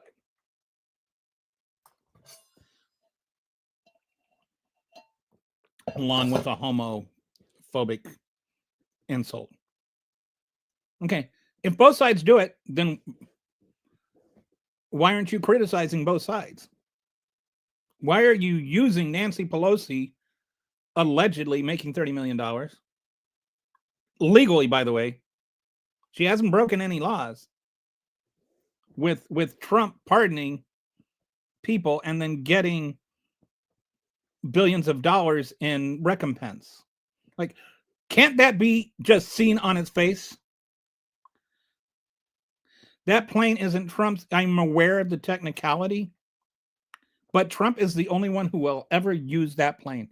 It's even worse than if they gave it to him, because if they gave it to him, he would have to pay taxes on it.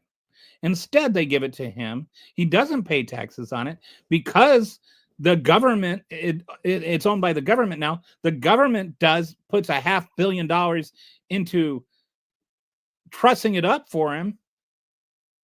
And then after he leaves office, it goes to his library and he just gets to use it as his own private plane that the government continues to pay for. So this is just using the law to get around the spirit of the law. This is an emolument. And if Joe Biden had taken that gift and then said, I'm going to put it in my library, James Comer would be like just clucking himself to death.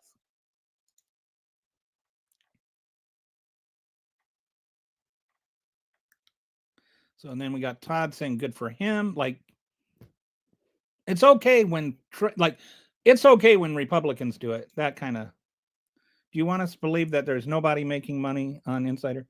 I think that both parties do make money off of insider trading. I think that what the reality is first of all, with Nancy Pelosi, it's not so much her, it's her husband, and her husband may or may not be using information that he has to make trades. But that's kind of like he's not a trader, but like a hedge fund manager. That's like his livelihood. Was hedge fund manager before Nancy Pelosi even ran for office, number one. Number two, I'm for the law that they're trying to pass that says that you can't use information like that bars elected officials from being able to trade and their families. But right now there is no law. She has not broken any laws. And yes, she maybe has made money off of insider information. And many Republicans have and many Democrats have. But you are the one that is specifying one person that's been there for 30 years. So there's also obviously a lot more time to make more money. What about Marjorie Taylor Greene? What about Lauren Boebert? Go and look. Everybody's making money off of these trades, which is why we need to do a law against it. But that's not the swamp.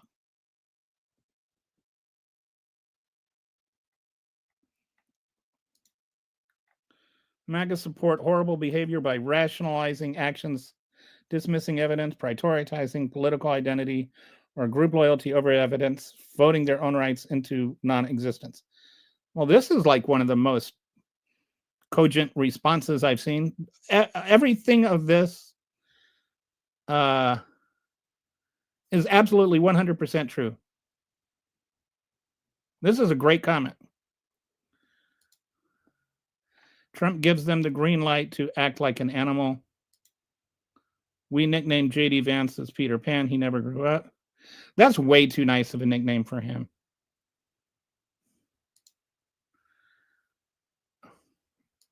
I call him, I can't say what I call him. It has to do with couches and fornicating. Saudi prince had a guy killed. How many died at the Clintons' behest? 9. Like you guys are like, you know, like you can watch all of this information, all this stuff that Trump has done, all this documented, vetted evidence that has been through a grand jury and been indicted, and you know, but none of that matters.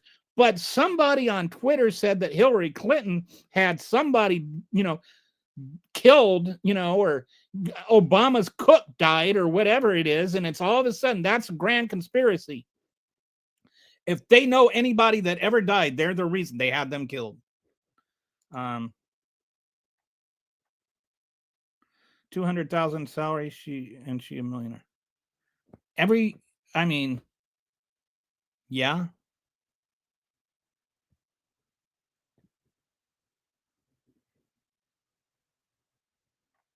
Because her husband is a hedge fund manager. Are you going to like analyze everybody that way? And even if you make 200,000 for 30 years, you're probably a millionaire unless you're really, really irresponsible with your money. Because, you know, back 30 years ago, if you were making 200,000, you had like 50,000 a year of expendable income that you could invest. Like, this is just like, you want, like, why are you talking about Nancy Pelosi right now? Why is that the thing you're fixating on? Does Nancy Pelosi making millions off of being the Speaker of the House or whatever it is you believe, how does that change whether or not Donald Trump stole classified information or whether or not Donald Trump tried to overthrow the government? It's a deflection. Dude, think about what we're talking about, okay, Todd? You can feel free to continue to comment, but if you could stay on topic, that would just be swell. Named a law about, yeah, them naming a law about insider trading about her doesn't make her any more guilty than anybody else. It just makes the naming the law partisan. And I like I said, I'm for the law, and the law is bipartisan. Like people from both parties are for the law. Naming it the Nancy Pelosi Act or whatever is just partisan. It doesn't mean that she's the only one that does it or she's the reason they did it. Why are politicians allowed to be shareholders? I think that we need to look at that and understand things more. Like, or at least like if you're going to invest in the stock market while you're an elected representative, your hands are off. Like, keep it in a trust of some sort. Like, I don't agree that if you're an elected representative, you shouldn't be allowed to invest money, but there should be a wall between your vote and your income. And, I absolutely agree with that. We need to look more into how to do that. I'm not defending Nancy Pelosi as being an insider trader. If she, in fact she is, when she's never been convicted of anything or even charged with anything. She's just been accused of it. I bet you were okay with Hillary deleting emails. I think that what I can say is that was all investigated and no charges were brought. And by the same person that announced, anyway, she did not do anything that warranted charges. And just so you know, the way emails work, because apparently you don't understand this. If I send somebody an email, then there's a record on my account, and there's also a record on the person who sent its account. So all the email correspondence between Hillary Clinton's private server and her and the FBI server was on the FBI server. So there are no missing emails that were official emails. All the missing emails were by court. They were allowed to go through and delete her personal emails. That has been so distorted. But again, what Hillary's emails have to do with Donald Trump trying to overthrow the government and steal classified documents are two entirely different things. Why do you have to, if what Hillary did is wrong, then what Donald Trump did is wrong? You want to have it like that there's this double standard where you get to have a double standard and only you get to have it.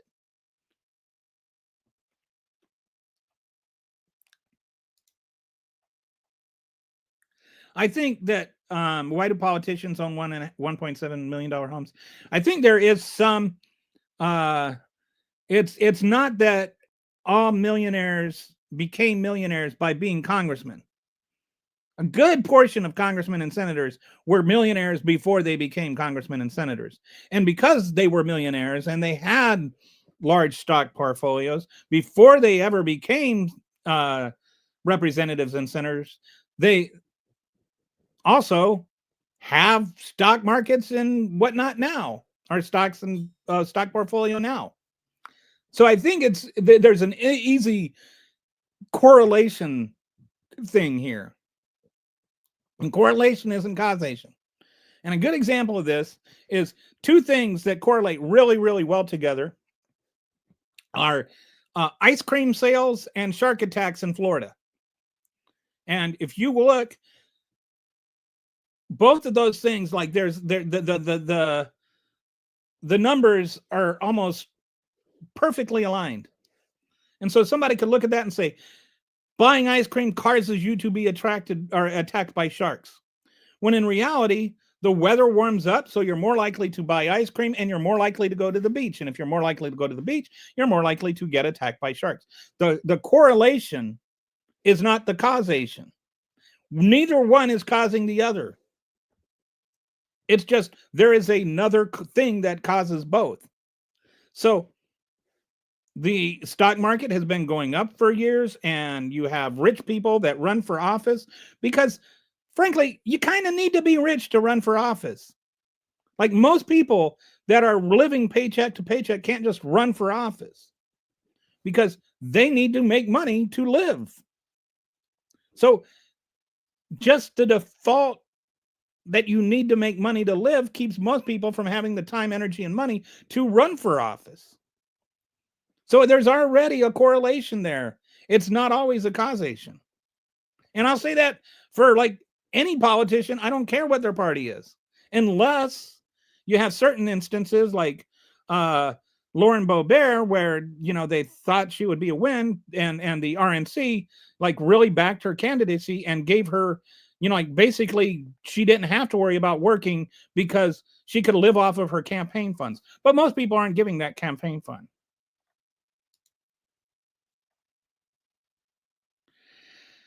All I'm saying is allegedly she's having a baby. It doesn't matter. I don't know what doesn't matter. Sorry, got caught up in code for a new Epstein wiki I am building. Oh, wow. You know code too. Is there anything you don't know, Kitty? Okay, I don't know what's BS, but at least you articulated exactly why. At least you admitted. I don't know what I admitted. Brett is so sarcastic. How are they millionaires now? Who? I mean, if they're millionaires before, do you think that they give away all their money when they go? Okay.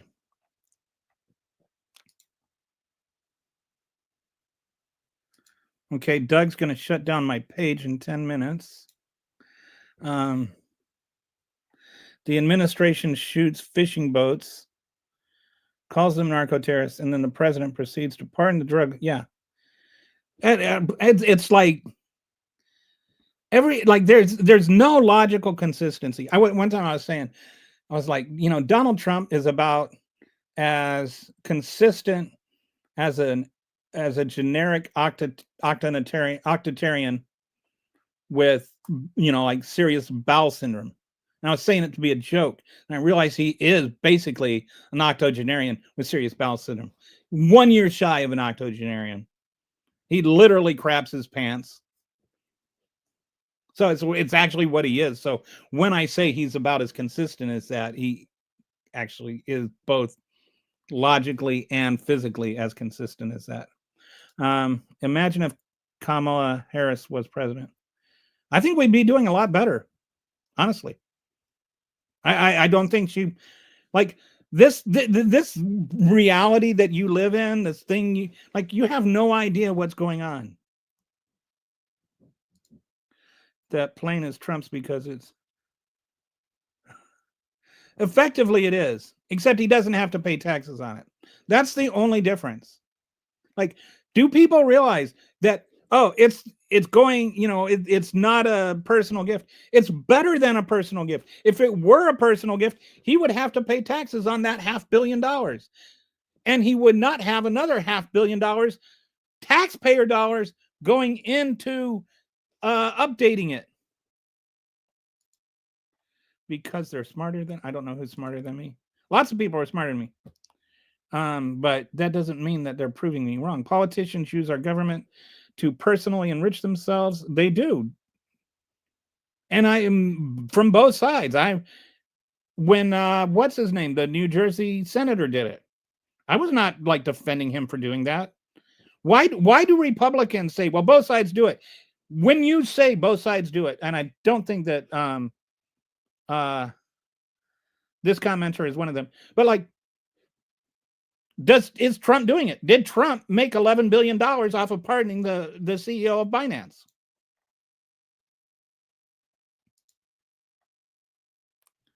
Giving a guy a coin that became popular is against the law. Well, it's not against the law, but pardoning somebody that gives you a currency, not a coin. There's a difference between a coin and a currency that is worth $11 billion should definitely be something that you would consider shouldn't be legal. MAGA is king. So what? But I bet you get really, really mad when we say no kings, right? Why would a poor person defend a pedophile that were never ever? Because they have done this for hundreds of years. They've it's always been a different scapegoat. But if the illegals are allowed to come here, then they're going to take everything from the poor white people. Well, I brought Trump coins. Okay. Who do you think those are? I don't know what you're thinking of with Trump coins. Are you talking about like his little his actual coins? Are you talking about his currency? Because I know he's got his little novelty coins that he sold, but this is actually a currency.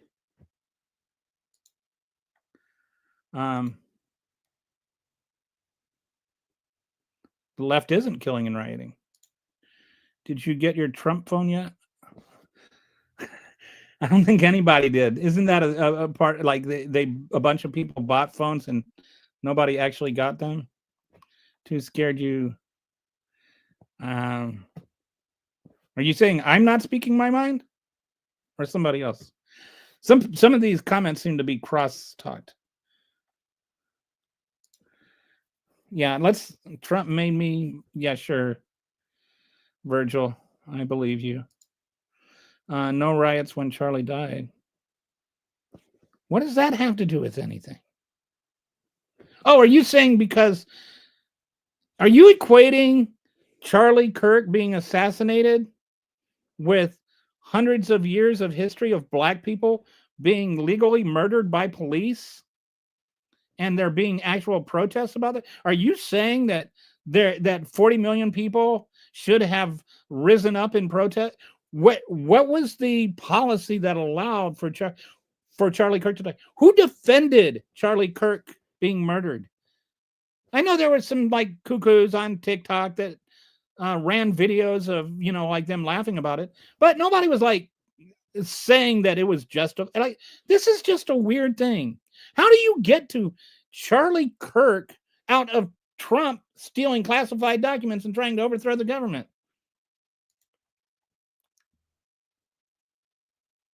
Why were you on the island? Did he buy you? Are you okay?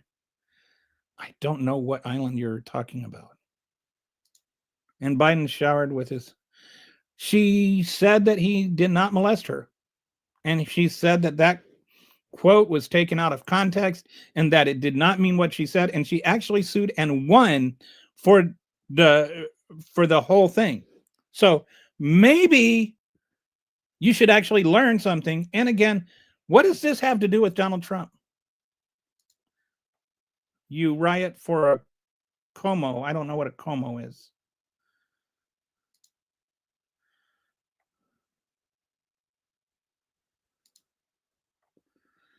It's again, there's always got to be.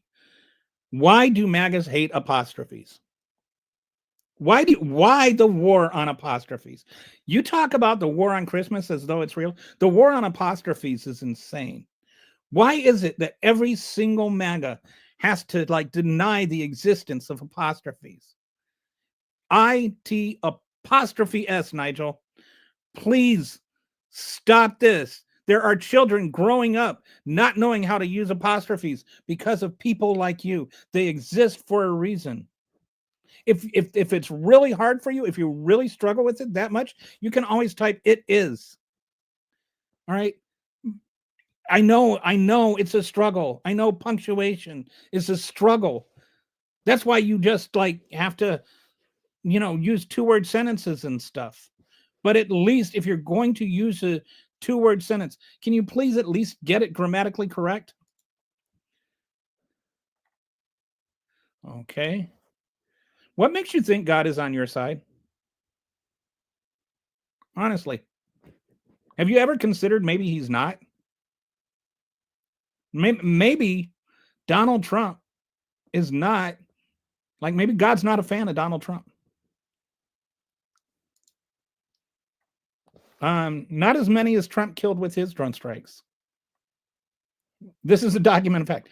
You people need to learn to look up things. Good morning from Australia.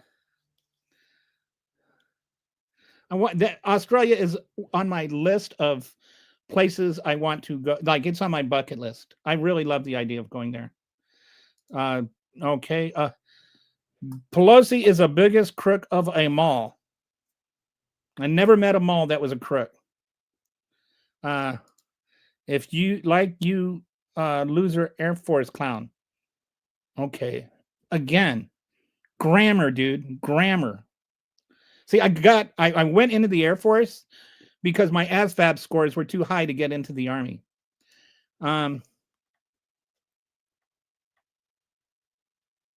Yes, he did. Because that terrorist was the one who planned the Fort Bragg shooting and actually killed people. Why are you like you're sitting there accusing me of defending terrorists because I'm saying don't murder people on boats.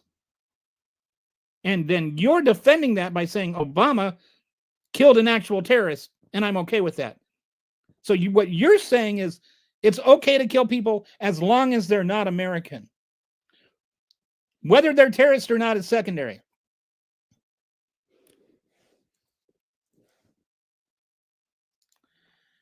A 20-year she didn't come in penniless, Mike. So anyway, there's a bunch of people that are just like apparently just incapable of moving past Nancy Pelosi.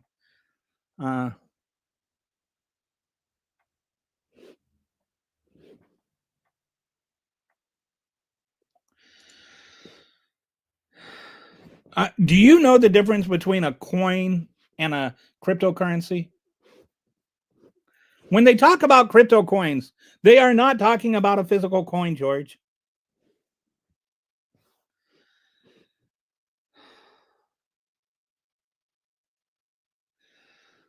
Oh my goodness. That is like, are you seriously under the impression that your little novelty Trump coin is an actual cryptocurrency? Are you confused as to the difference between those? Pelosi made. I don't know why we're so stuck on Nancy Pelosi. I'm going to scroll down here because. Anyway, I'm going to scroll past some of the comments. Oh, because here's something from Kitty. Kitty usually has something good to say. So nothing, absolutely nothing trumps that. If you support Trump, you are either a pedophile with child porn on your computer, or you are a supporter of pedophile that he brings me.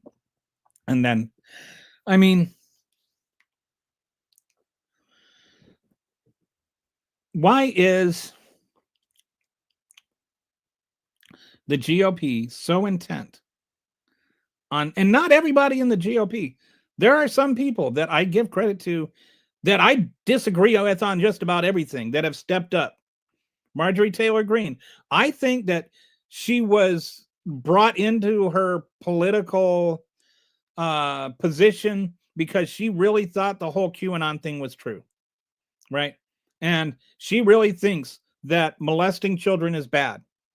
And she has really gone to bat. And when she gave her when the survivors had their press conference and she was with them, a number of them talked about how much she had supported them. And I'll give her credit for that. I do not like her at all, but I can tell you that in this instant, I agree with her. I think what she did for those women is good and deserves credit. I disagree with virtually everything that comes out of Rand Paul's mouth. But what he has been saying about the boat strikes is accurate. It does not matter if they were terrorists or if they were drug dealers or not. They weren't terrorists. They're not terrorists just because Donald Trump said so. If you are willing to concede that the president can just determine that any person can be murdered and they're murdered, then you are wrong. And that is the entire basis for murdering these people. There is no law that says that it's okay to murder people because you think they might be drug smugglers.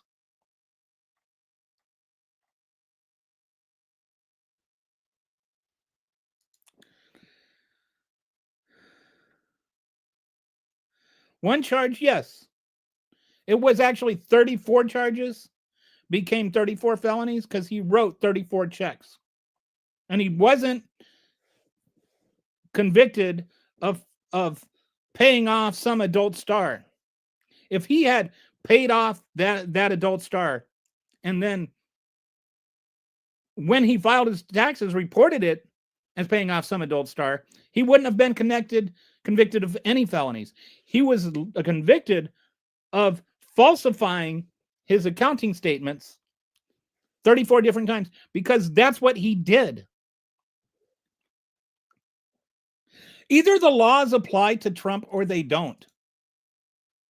You want to make it out that it shouldn't apply to him. And people, like, when this was happening, people were like, oh, this is a novelty charge. Nobody ever gets charged with this. There are over 1,000 people a year that get charged with that very thing, because usually when you're obfuscating your accountant statements, it's to cover up felonies. People aren't typically doing it just for fun.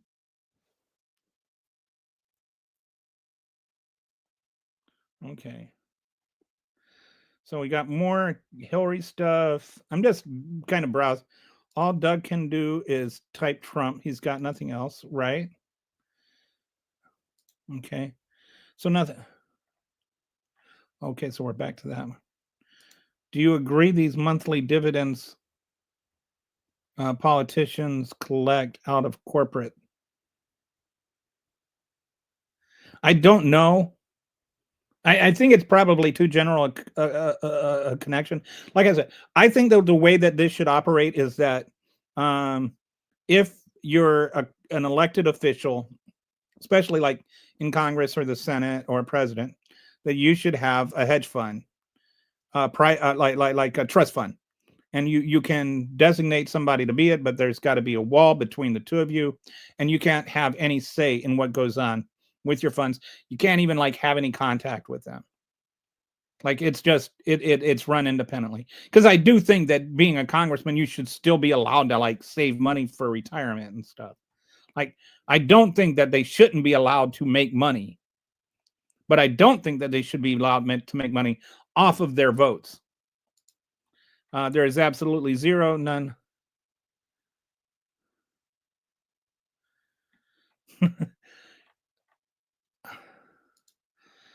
Doug supports horrible people by rationalizing actions, dismissing evidence, and prioritizing political identity or group loyalty over ethics. Sycophant. I have a word that I use, Brett. You might like this. I call it sycophantasy, and this is like a combination of two words, sycophant and fantasy. And you know how they have all these images of Trump, these AI pictures where he's like a superhero riding a scimitar, fighting a war, or he's an astronaut or whatever, and he's always like this big buff guy that has like real hair instead of like one comb over from his ear hair. Like, they have this kind of fantasy of what Trump is. And they, like they say, he's the greatest president ever, and this is the greatest, everything has to be the greatest ever. And it's just this fantasy wrapped in sycophantry.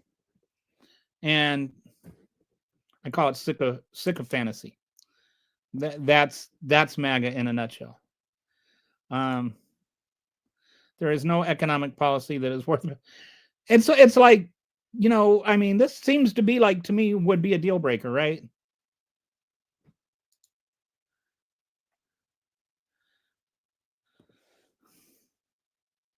He wasn't tried in left-leaning courts. And this whole idea of right-leaning or left-leaning courts is just silly. It's like there's laws, there's juries. You can't just say that judge, and and then it matters. Like, actual law matters. Lawfare. What do you call going after Letitia James? What do you call going after Adam Schiff? What do you call going after James? This was not lawfare. Again, I just went through a whole thing, a whole deck, showing that it wasn't just that. There were actual things that Donald Trump actually did that were actually illegal. That's not lawfare. What they're trying to do to Letitia James or whatever is bogus charges. That's why they couldn't even indict her with a real attorney.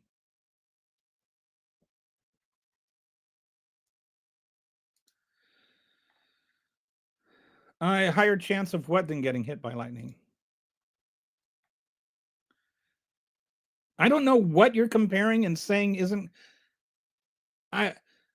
Okay, I don't know which comparison you're saying to, but ISIS and drug cartels are not comparable because again, ISIS is actually a terrorist group that actually kills people to try to make political change. Cartels do not do that, so they are not comparable. They are both violent, they are both criminal, but one is a terrorist and one is not.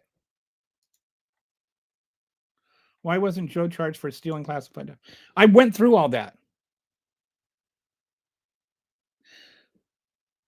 You can go back. I'm not going to explain it again, but I went through all that earlier, so you can go back and watch.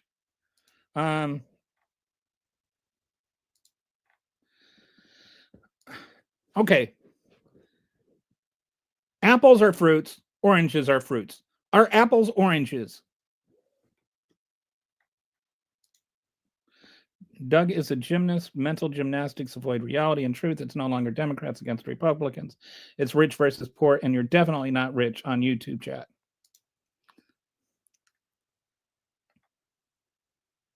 The difference between the two is GOP and the citizens were taken away by our freedom of speech. That is sedition, traitors, domestic, using lawfares, and none of that even makes sense. I do not know a single person that was convicted of crime for convicted of the crime of saying something that somebody disagreed with. I know that there were people that were convicted of trespassing, that were convicted of seditious conspiracy, that were convicted of beating police officers. And they know that it didn't happen in kangaroo courts. I know it happened in actual courts where people were brought to a grand jury, had indictments done, and then they either confessed to the crime or 12 jurors found them guilty. I know that they had a right to counsel. I know that they had defense lawyers. I don't know what you think that they didn't get that they should have gotten, but you may be getting your information from right-wing podcasts. He is a Dem. I don't know what I'm good at, but thank you for the compliment. I'm glad I'm good at something. If you leaned any further left, you would fall over. I'm actually pretty moderate, to be honest. I'm just saying murder is bad. That doesn't make me like an extremist. We disagree. Public office is rich people career fair. Our public office. I don't know. Who is the we here? I don't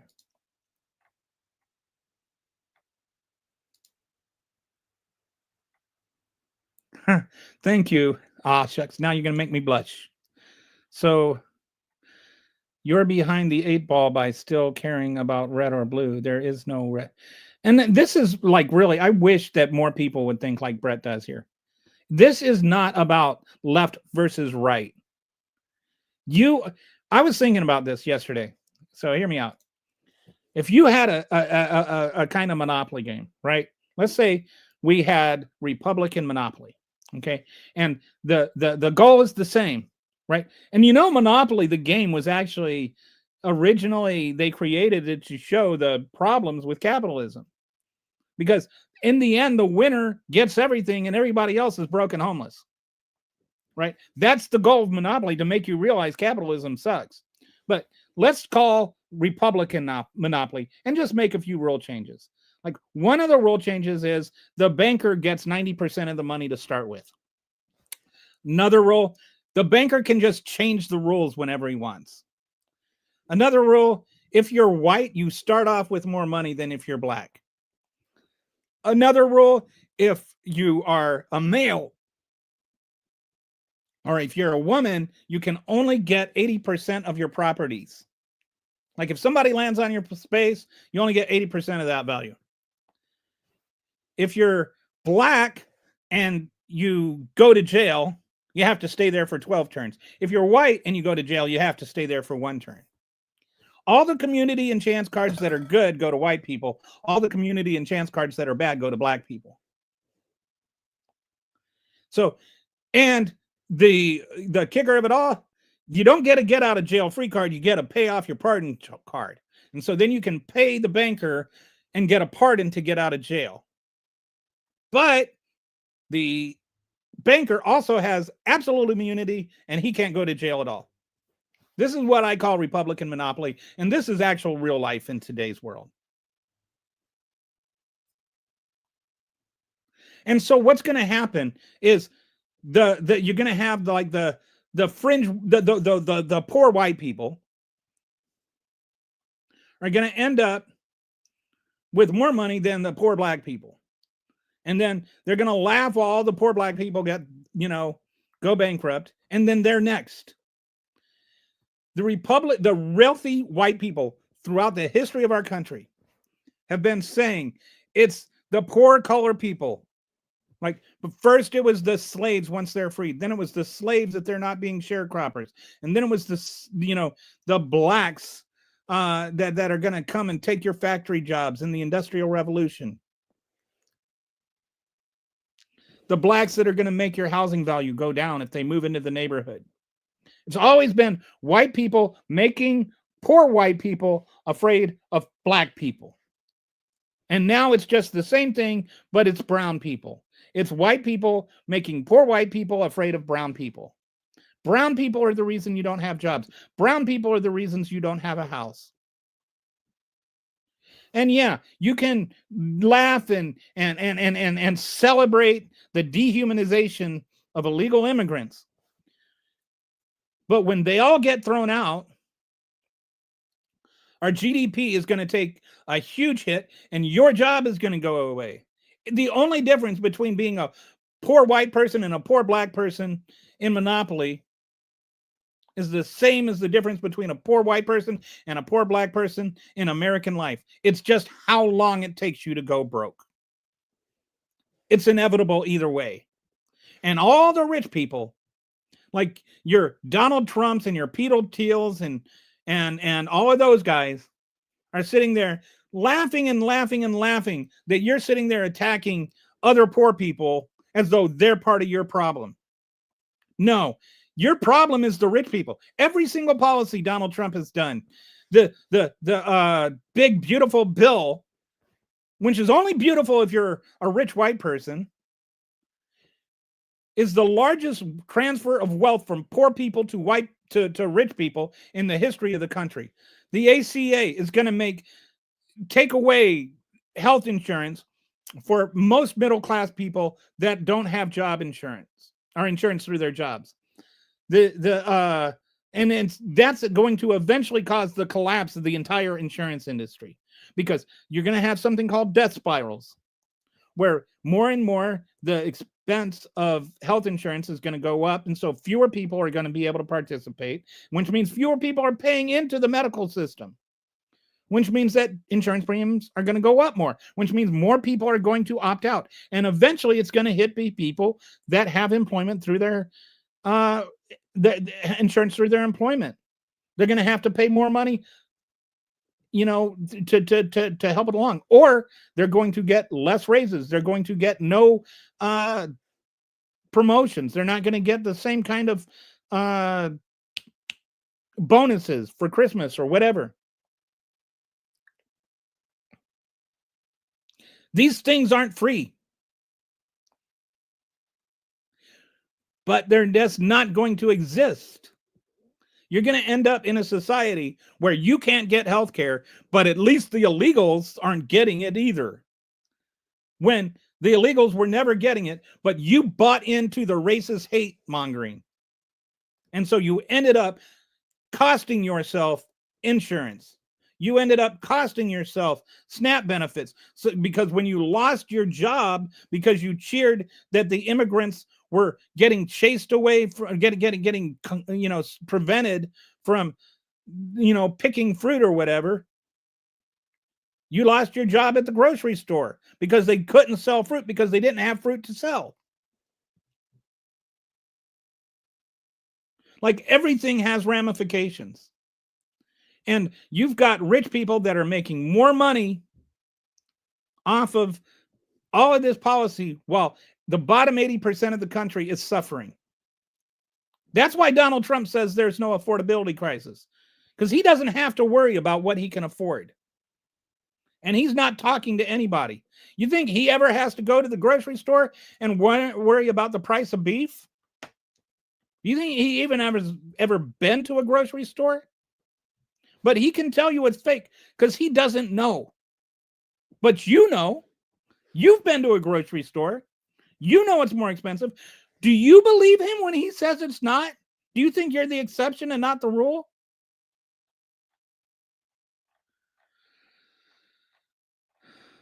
So yeah, it's about the rich versus the poor. But the poor white people are the weapon the rich use to beat poor people of color with. Pay attention. That's what it means to be woke, to understand and look at these things for what they are. Okay. Why does right-wing Christians want people to carry pregnancies to term? And soon as it's born, they want to rip food stamps away from it. It's so mind-boggling that they're just they're programmed to just regurgitate MAGA nonsense.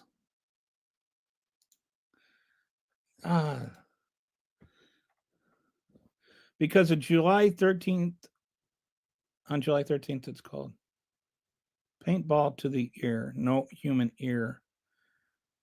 I'm sorry, I don't know what that means. Okay. He'll like that. Oh, I see. He's talking about the assassination attempt on Donald Trump.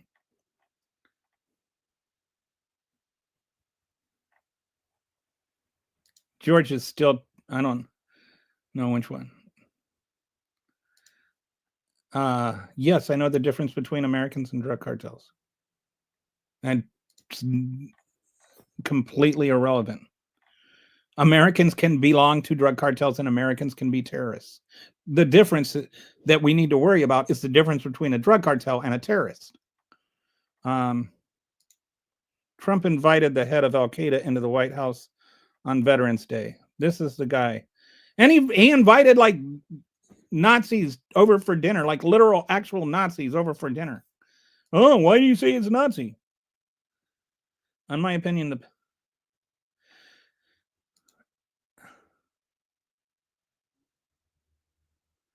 I have no. What is that even supposed to mean? Do I look like I have blue hair? It's like when they just like start this going on these like weird blue hair, transgender homophobia race. I mean, like they're just lost. So they're just like, it's like their brain is short circuiting. And so they're just like spewing out the most insane nonsense that comes to their mind. I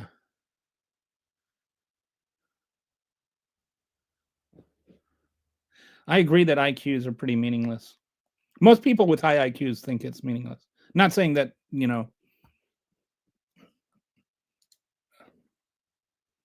IQ is actually, if you research it, IQ is the whole notion of IQ has racist roots. MAGA argument is always Biden, Pelosi. Yeah, it's like never the actual topic. They need to go to something else. Like Donald Trump stole classified documents.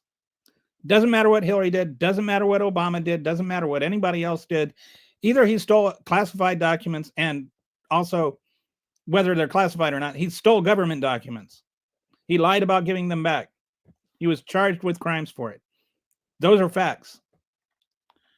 And, like all your little whatabouting doesn't do anything. I know, I've been through this, Todd. They're considered as terrorists because Donald Trump said they're terrorists. But again, they aren't actually terrorists. They do not have political motivations. Terrorists have political motivations. Just calling them terrorists does not make them terrorists. That's the difference. He got robbed of his money. There's no coin. I haven't looked at it, but his social media stock had plunged to like $10 the other day. I don't know how far down it is. But yeah, all the people that were like laughing at me for how much money how Donald Trump was going to make them rich, they've lost all their money now. My vet patients still A hot blinking mess. Oh, so you're veteran page. Kitty's counselor. And you know, I this is like on the Afghanistan guy and his mental health issues.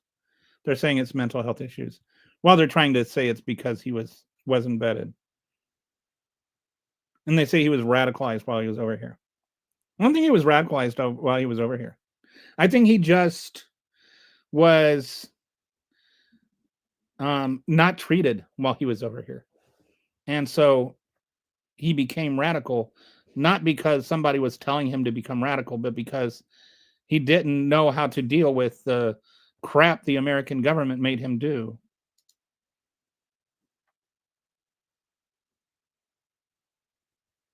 I don't know what that has to do with anything. I know. So sometimes I think there's conversations between two of you that I don't know what's going on in that conversation. TDS full. Kangaroo court, slough hair doesn't apply. How Kelly. Kitty and Brett, yeah, I think you two are awesome. Yeah, so somebody cheering for Trump to do something unconstitutional. Okay.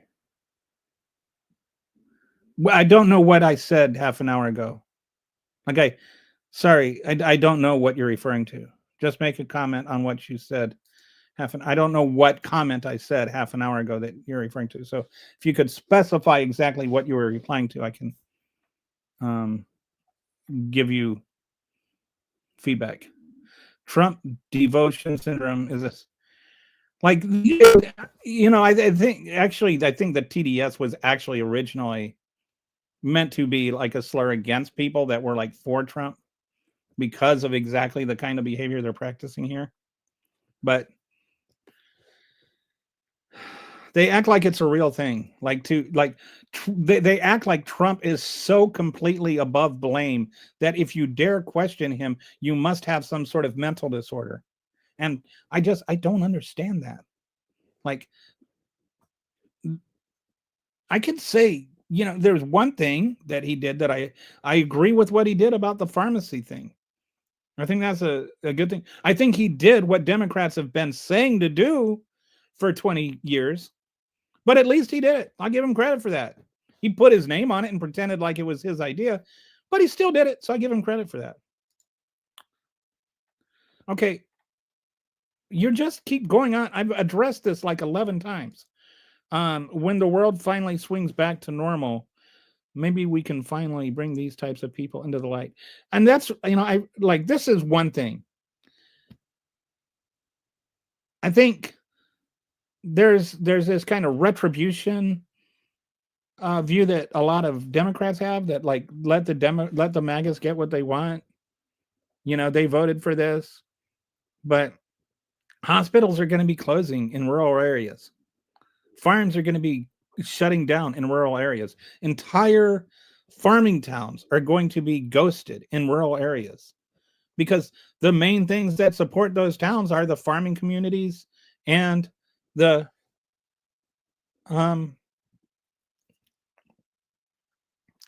the hospitals. Donald Trump has now said he's lowering the tariffs on certain things. That actually means that, again, the corporations are going to benefit from that, but the people that manufacture things that aren't mega corporations didn't have money to stock up for months ahead on their supplies before the tariffs kicked in. So they had to buy stuff at the tariff price, and then they have to sell them at the tariff price or take a loss on those things. Meanwhile, the corporations could buy all this stuff ahead of time before the tariffs kicked in and then wait until the prices go up and then sell them. So they make more money off of the tariffs versus the middle class people who end up losing their business because of the tariffs. Like, there is a lot to really consider here. And I think that MAGAs have been put in a bubble. I think that part of it is cultural. I think part of it is TV and Fox News. And I think that they don't understand and don't see a lot of the facts that are actually there, as like you can see in the comment section. There's a lot of stuff they just don't know. Like, it's true, like about the Coast Guard. This is not something that is I'm not the only one saying this. This is actually true, and the Coast Guard has actually said this. But MAGAs are going to suffer, but I don't look at it as MAGAs are going to suffer. I'm looking at it as people are going to suffer. If the hospital shuts down and you have to, the next nearest hospital is 50 miles away, you're going to die of a heart attack because you just do not have the time to get to that hospital. I don't care who you voted for. I think it's terrible that people are going to die because rural hospitals are going to shut down. I think it's terrible that people are going to lose their jobs because rural hospitals are going to shut down and rural farms are going to go bankrupt. Like, I want what's best for America. I don't want what's best for Democrats or what's worse for MAGAs. I want everybody to be able to survive and make a living and have health care, not just the people I agree with. Like, I want MAGAs to understand that we are not just a vindictive people, that we actually want what's best for America, and we want what's best for them. Like, I want what's best for you. I don't understand why there's so much vitriol.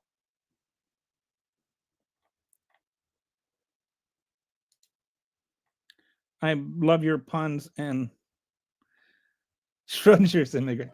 Yeah, so I had a show, Schrodinger's Immigrant, where it's like the idea that somehow immigrants are both taking away all your jobs and sitting around not working and collecting all your tax money at the same time. So, and so Doug's here. He's still just yelling and screaming. I came here for I need to put more puns in my pun shows. Democrats with her Obamacare. Boy, like, none of that is true. There's not like a fraud associated with Obamacare. The veteran is not a fantasy. I don't know what that means. Okay. Funny, Obama and Clinton appointed judge blocked. Yes, they're judges. You realize that judges are still judges. And you realize that some of Trump's policies have been blocked by Trump-appointed judges. And if Clinton is on the list, if Clinton raped children, Clinton should go to jail. I don't know what all of this is supposed to mean, Todd. It's just like you just shout words that deflect from, what does that have to do with anything?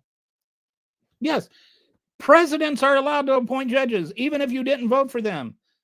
I think the Trump-appointed judges are still judges. Eileen Cannon was a Trump-appointed judge. Some people argue a very unqualified Trump-appointed judge who made very partisan issues or rulings against the Biden administration.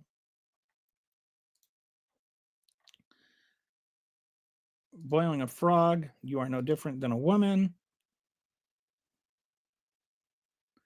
King Newsom. I don't know how I feel about him. I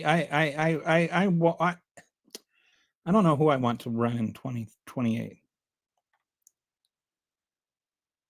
Well, he wasn't. I mean, how do you hide a fact that isn't true? How can this administration wipe out fishing boats, call them narco-terrorists, and in the same breath, the president pardons? And this is like like I've asked so many MAGAs, can you explain? They've never had an answer. The The guy that laundered money for the Sinaloa cartel, the guy that Juan Orlando Hernandez, who trafficked for the Sinaloa cartel, and the son of El Chapo was brought over here, who was arrested under the Biden administration, but now has been offered this sweetheart deal where 17 of his family members were brought over here and get government protection, which, like, Kamala Harris doesn't get anymore. But they get government protection. Same cartel. Why is he so intimate with the Sinaloa cartel, which is not only the most violent cartel in the world, it also is responsible for smuggling the most fentanyl of any cartel in the world? Why is he buddying up with the Sinaloa cartel, or at least its allies, if he's so against fentanyl? Like, I've never heard anybody even try to address that. It's always, what about ism, or I support, drug trafficking and whatever. So you're absolutely, like, this kind of stuff. Someone on Yahoo said Trump and family has, I don't like to use words like that word. I don't know anything about it. And I don't want to comment because I'm not. Democrats will.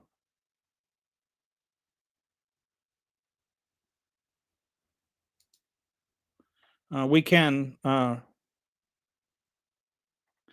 The SCOTUS is like, here's what is bothering me about the SCOTUS the most. They're not justifying any of their legal. They're not justifying things. They're not actually writing opinions, because they know if they do, it's just going to get trashed by every legal expert in the world, or at least in America.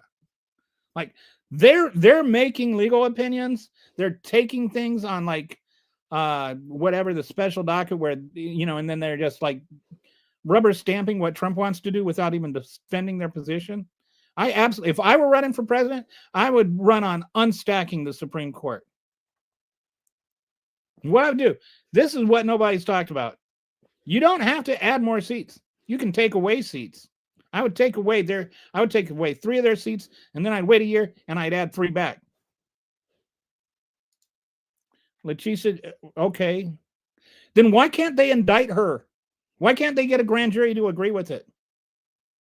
You think that Leticia James is a crook, but you're ignoring that Donald Trump actually committed, like, many, many crimes. And you can indict a ham sandwich, but you can't indict James Crook, or Leticia James. So maybe she's not a crook, at least by law. The only thing in Venezuela is oil. There's no chemicals there to make fentanyl. And they don't grow cocaine there either. Well, cocoa. Most of it's in Colombia. It's trafficked through Venezuela, some of it, but only like 10% of it. And most of that goes to Europe, not America.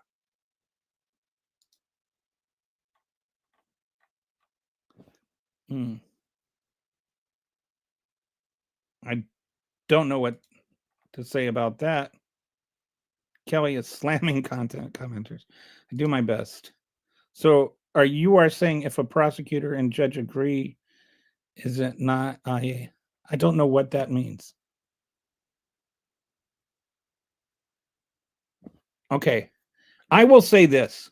There is nothing different about the trials that Donald Trump went through that every other American doesn't get.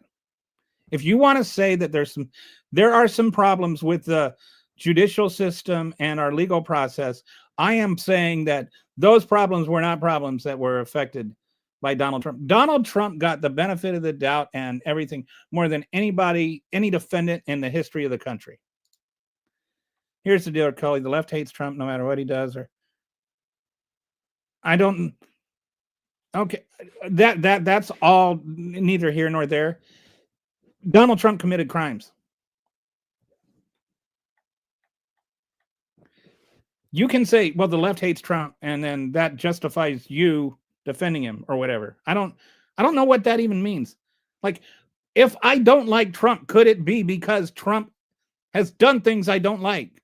Like, is it I don't like Trump because, and that's why I don't like the things he does, or is it I don't like the things he does and that's what I don't like about him? Like, there's a fair and critical reason to not like Trump. Okay, this guy he's gone into full caps lock mode and insults. Like, okay, she'll be in all right. Because there's a lot of people saying she's a crook. You realize they tried to indict her again and failed, right? Like, if she's a crook, why can't they indict her? Why can't they even get a U.S. attorney to agree that she is? I hope Democrats keep the thing. Is your N broken like this? We will hold power for a long time coming. Okay. Doug, could you please type coherently? Thank you.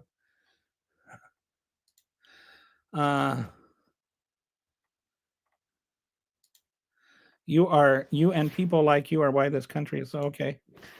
I don't think that I don't think that's the case. I don't think that me and people like me are why the country is so damaged.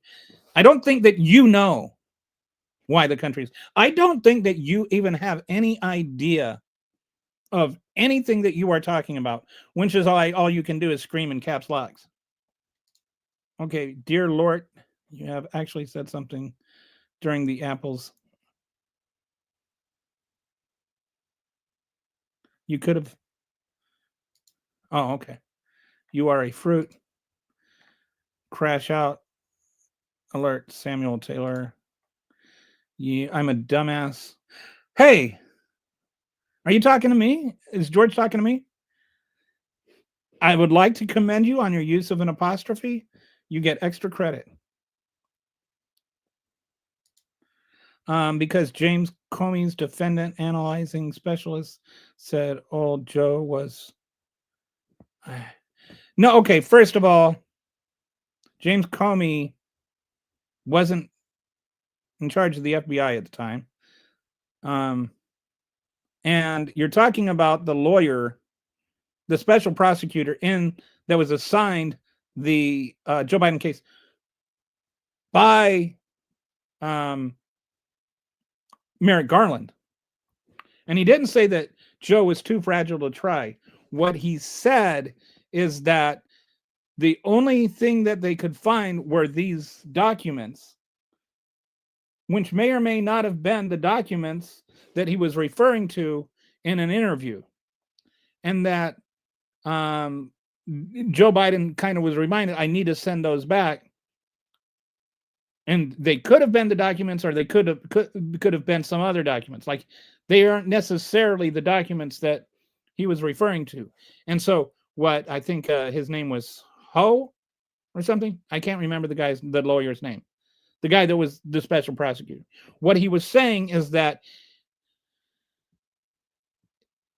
in order to convict Joe Biden, he would have had to convince the jury that Joe Biden knew those documents were there and that those were the same documents. He couldn't even prove that those were the same documents he was referring to. And then he would have to prove beyond a reasonable doubt that Joe Biden remembered that they were there after that conversation and deliberately refused to return them. And he was saying that 5 or 6 years from now, that proving that Joe Biden, now 5 years further along, like, remembered about this one sentence he said years earlier, amounted to a crime, or whether there was reasonable doubt. He did not think that there was enough reason, like he could convince people beyond a reasonable doubt that that's what he was doing. And I don't think that that's true. I wouldn't use the same standard with Donald Trump or anybody else. Do you remember every sentence you ever said?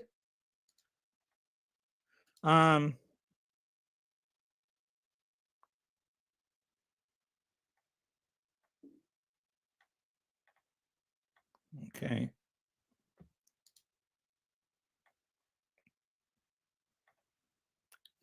Commenters, nothing is personal. Do not take anything.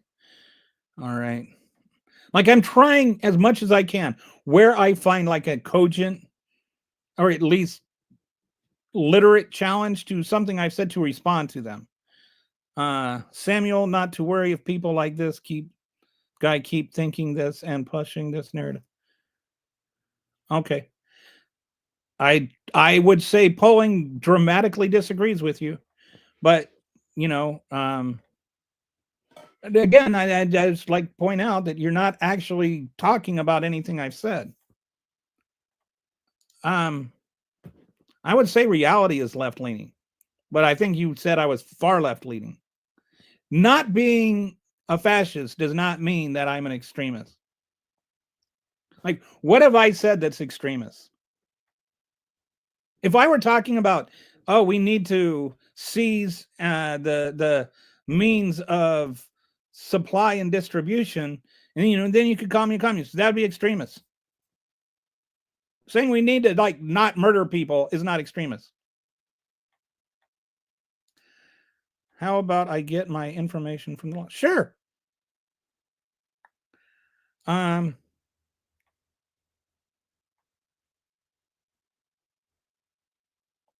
don't know what that even means. What voting laws? How can you name for me a single election that Democrats won because voting laws weren't enforced? Who was president in 2024? The last major election we had, who was president? Who is in charge of the vote enforcing voting laws? Okay.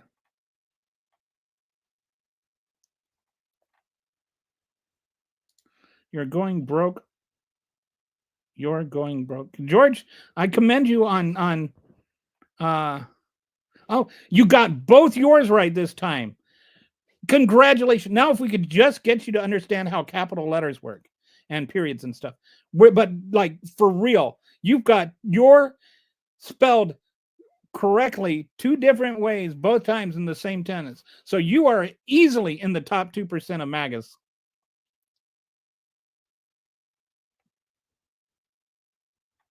I think. Wait, no, wait, broke. So no, I'm sorry. I was wrong. Broke, you're sick. I think you're meant to say your apostrophe sick. Sorry, I take that back. I was so ready to believe in you. We had an algebra teacher that used apples and orange concepts. Good lady. No use of fruits. This isn't hooked on phonics. Well, I mean, it's called an association fallacy, and that's the kind of the common that's the common reference of it because people can easily understand it.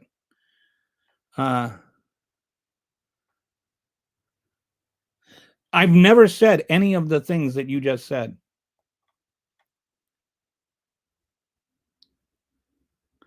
Oh wait, maybe I'm misunderstanding. I believe that people have a basic right to home and food, and I don't believe that 98% of wealth should be hoarded by 9 people and offended by it. That's true.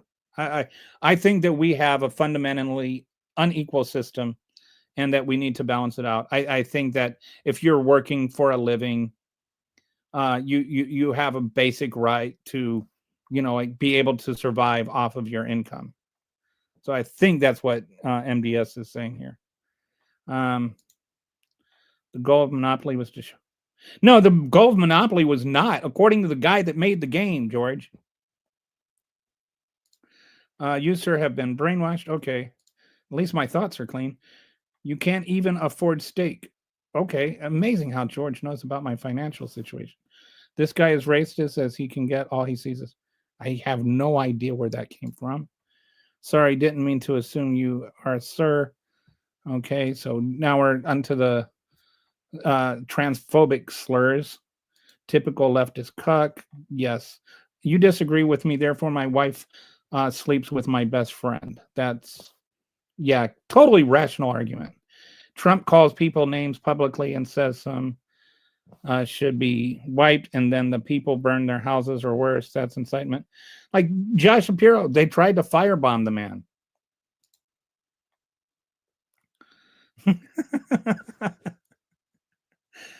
All right, speaks like a Karen, and that's female. Okay, yeah, this is funny how like the MAGAs, they do this thing where they flip everything around. The MAGAs were the Karens. The MAGAs were the ones that were like walking in. The whole idea of Karens comes from people that like, oh, there's black people there that are cooking out in a public park and calling the police on them. The MAGAs are the ones that would like refuse to wear a mask in a store and demand to speak to the manager. Like, sorry, the MAGAs are the Karens, and then somehow I speak like a. Learn what a Karen is, Karen. Okay, give all of the money to. Because yes, that's what it is. It's either you give all of your money to poor people, or poor people shouldn't be allowed to have any money.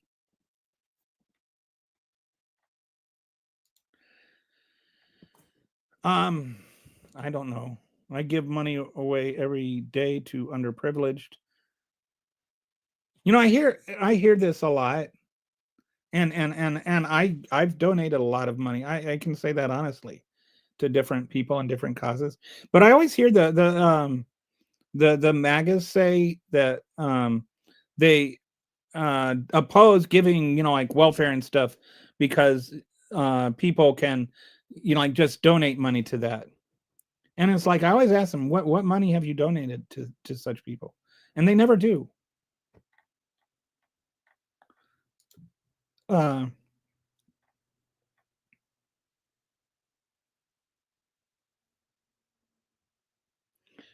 don't know what that has to do with anything.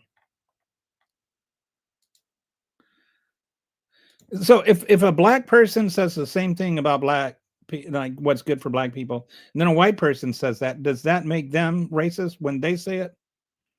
Or is it, and like, did somebody elect you to speak for the entire black community?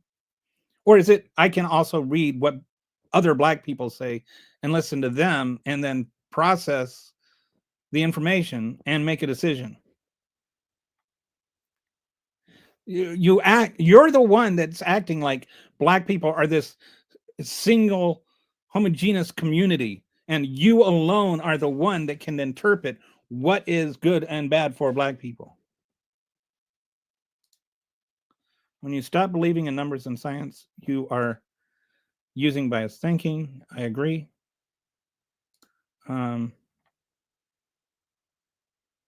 Yeah. I mean, and then that's like, what's going to happen? This is going back to the grocery store. Like, it's like, this is so valid. Go and look at that. Wharton did a study on what would happen if we have mass immigration. Look at that study. I know I'm asking Agus to read something that's, not a Trump speech, but like, look it up.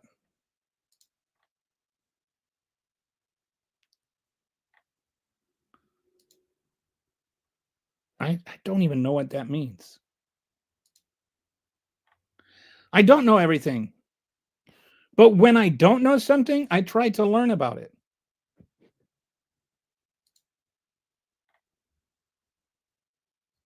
I just kind of denialism there. Can I ask anyone how rich a person?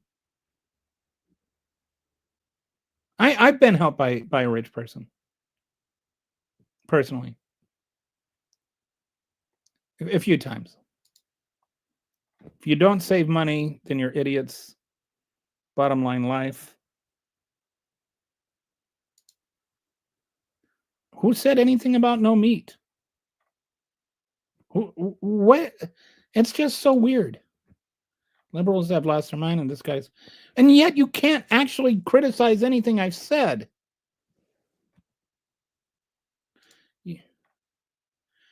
I don't even know what that means. I'm doing good.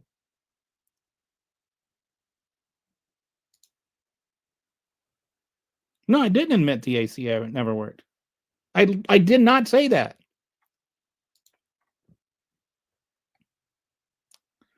I know exactly what's in the big beautiful bill. You did not read the big beautiful bill, so don't come at me with the did you actually read it? I know what's in it. You don't. Okay. Liberal cuck. No, my wife does not sleep with my best friend. The ACA wasn't as a scam. You don't even know what's in it. Denial is a cheaper than therapy. Trumpers simply edit reality to. They really do. They just seem to ignore actual reality. Reality has a liberal bias. Okay, so now we're getting into death threats. Liberals live in la la land. Those that are wealthy. All right. Wow, we are really we're over 3 hours. You're the one. I'm selling oral for crack. Man, it's like insane. Just like the vitriol, like MAGAs are weird. Affordability was just as well. It wasn't actually, and like inflation is a complicated thing. I went over this yesterday. There was multiple reasons for inflation, and the thing is, they actually tried to do things about it. Do you remember the tax credit that the Republicans shut down? The child tax credit? Like, Republicans love to ignore actual substance. They just Biden bad, Trump good. That's their entire argument about everything.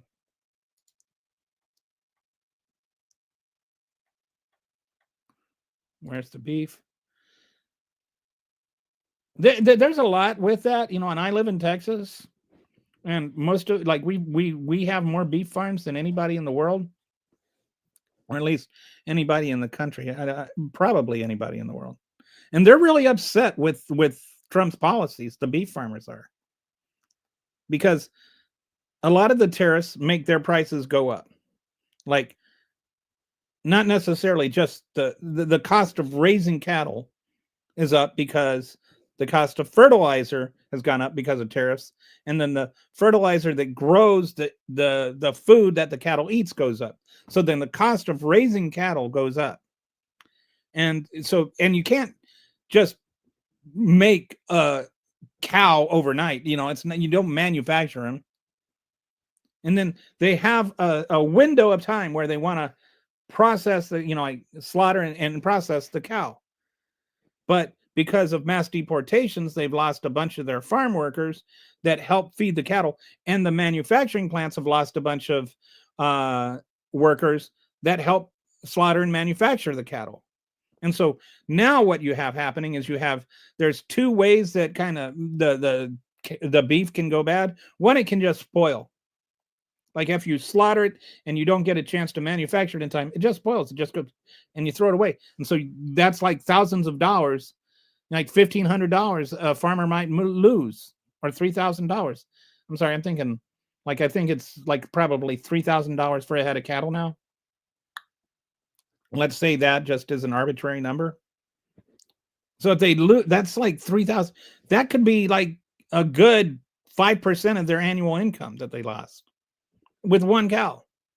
The other thing that can happen is I can't remember the word for it. It's not spoil. Spoils when it goes bad. But there's another word where you want to process that cattle in a certain window, because you fatten it up to a certain point, and then you put it in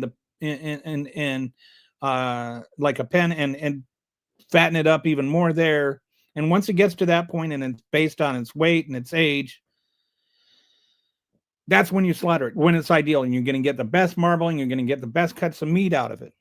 But if you can't slaughter it in time, then what happens is that the beef starts losing its value.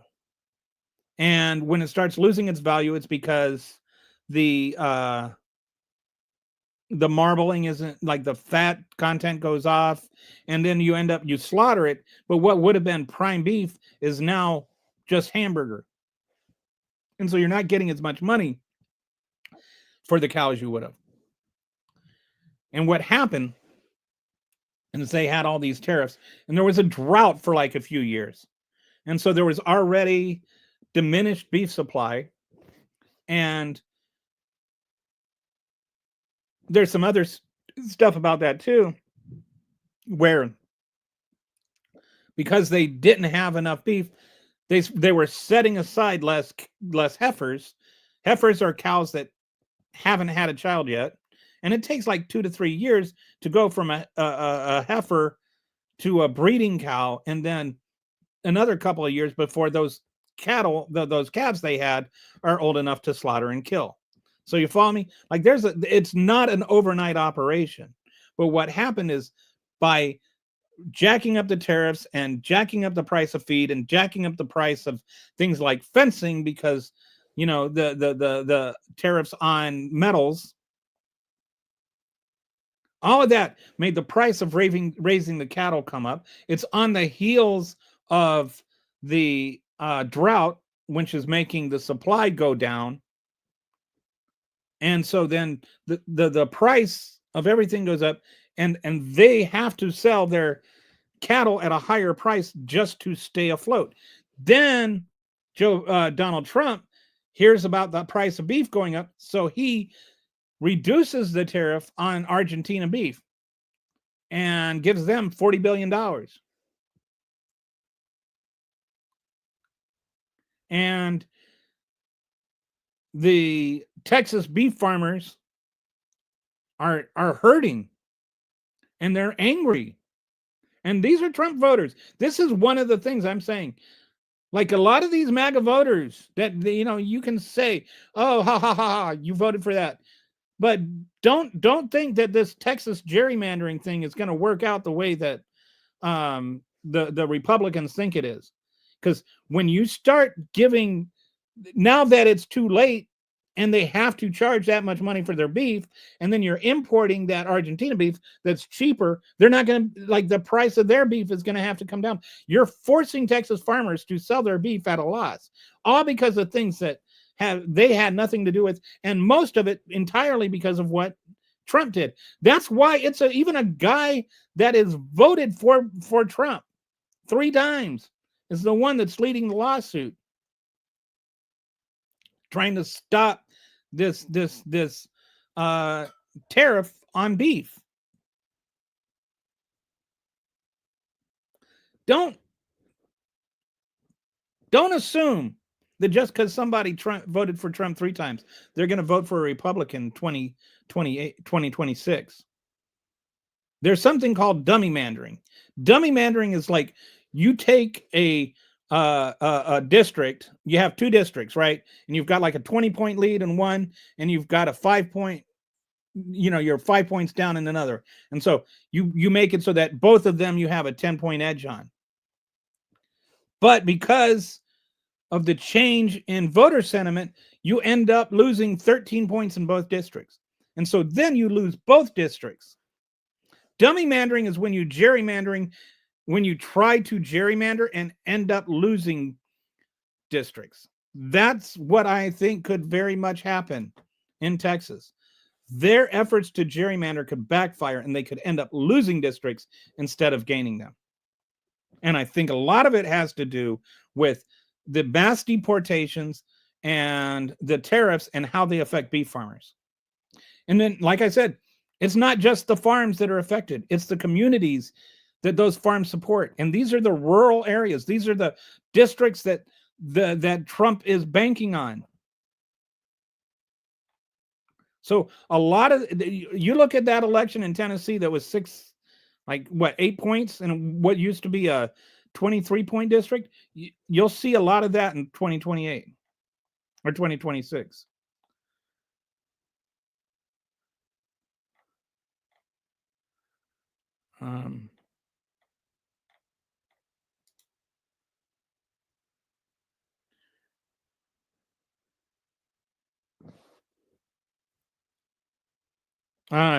Yeah, sure. I am I not lying about SNAP benefits. You illegal immigrants are not getting SNAP benefits.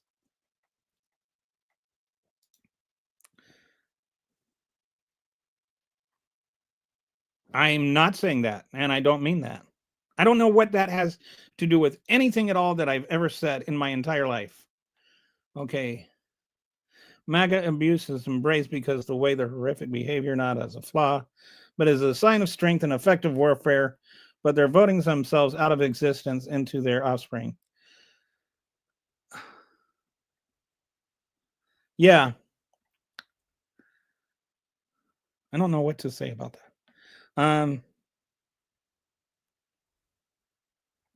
Not as a flaw, but as a sign of strength. I think that yeah, there's like this kind of owning the libs kind of thing, like, and the alpha male, and it's like they're not looking to help themselves; they're looking to hurt other people. It seems to be like that's what their view is. If they're hurting something, that somehow makes themselves better. And if somebody has less, that means they have more. It's the idea of a rising tide raises all boats does not seem to affect them. Your I don't know what all.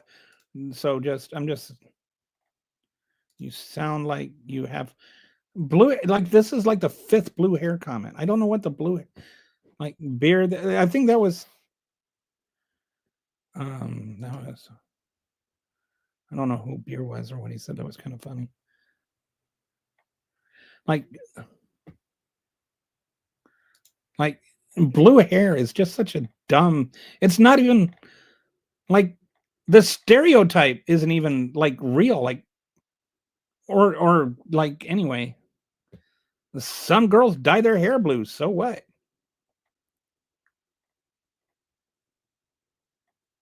My friend has a pet cow.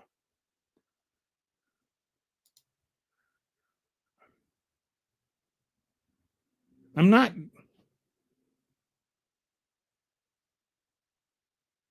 I'm not.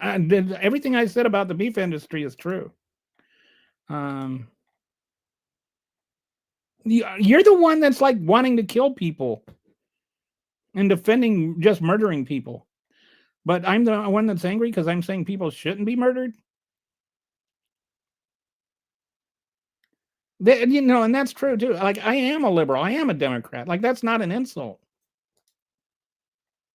Does it ever cross your mind abortion and trying to?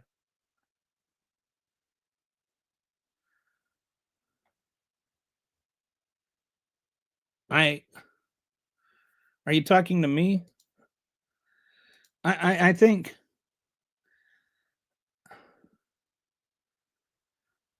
the government just needs to stay out of everybody's business. No, you can swear to God, but it doesn't make it true. SNAP entitlements are not going to illegals.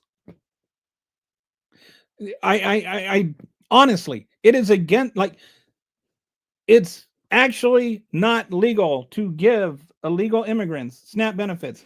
There is no way that this is happening. I think that there is something that has been presented to you that you are misconstruing, that you actually are misunderstanding something that has happened.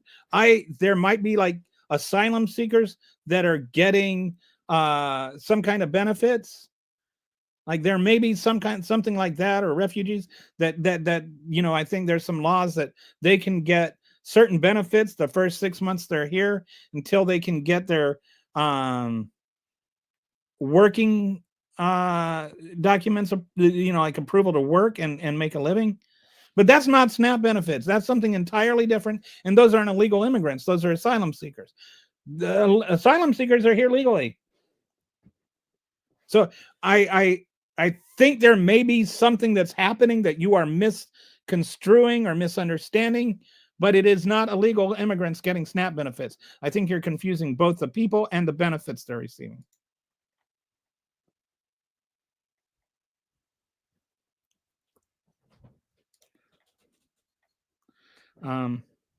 Sorry.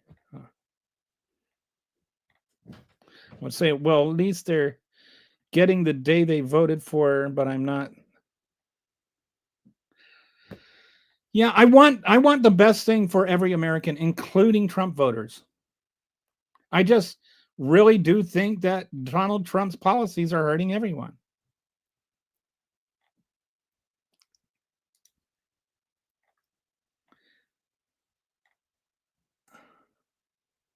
Yeah, I'm not talking about the beef industry in general. I'm just talking about farmers trying to make a living selling beef.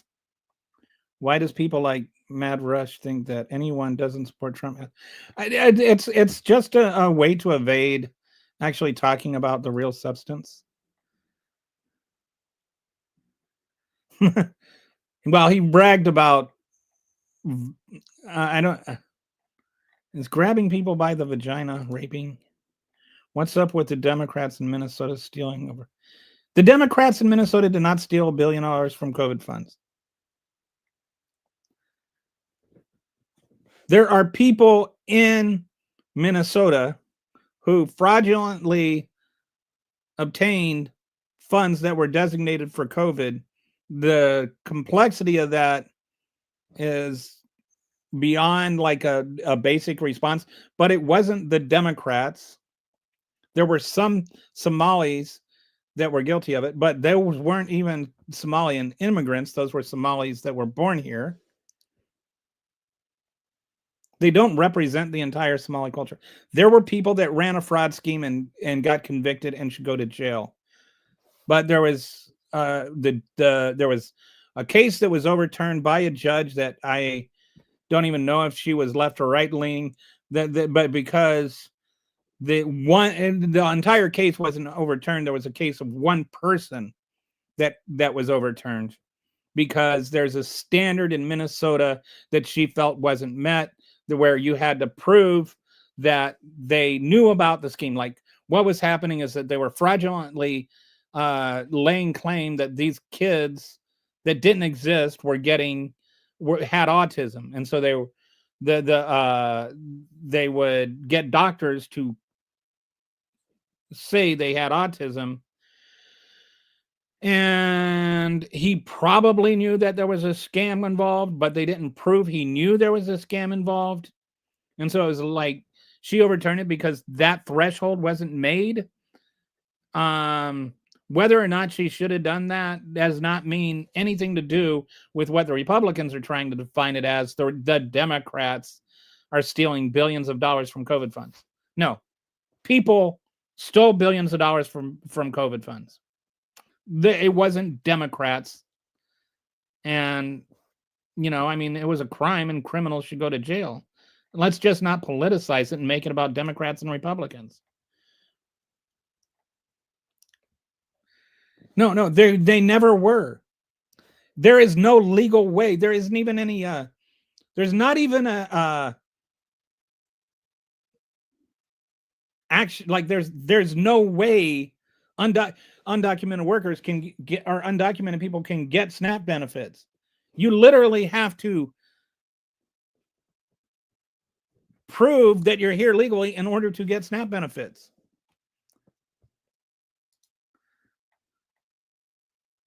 Okay, you're entitled to that choice, and nobody should ever force you to get an abortion.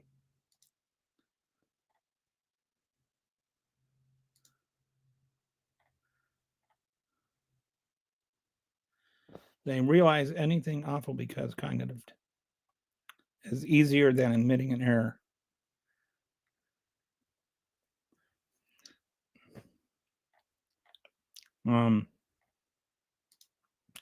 Dems are whack jobs and lack a leader. Okay. Just general casting of aspersions there. It was not for justice and righteousness and salt and light constantly. Praying without ceasing, we would be going down to town just to fight. I have no idea what that means. It's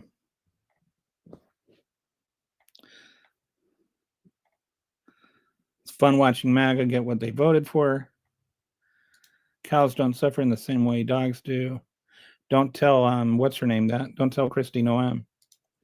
When will people wake up? Both sides are feathers on the same bird. They are okay. That this sounds like it's pretty anti-Semitic, if you want to be honest. Like it's George Soros behind this. MAGA cash out over getting $100 in food stamp. Don't blink an eye when the. I mean, there are so many things. Like they're always like, if Biden did this, you would be okay with it. And there are so many things where I would just be like, if they flipped out because Hunter Biden sold a painting. Can you imagine if Hunter Biden got $2 billion from the Saudi Arabian government to start a firm that he had no experience doing anything with?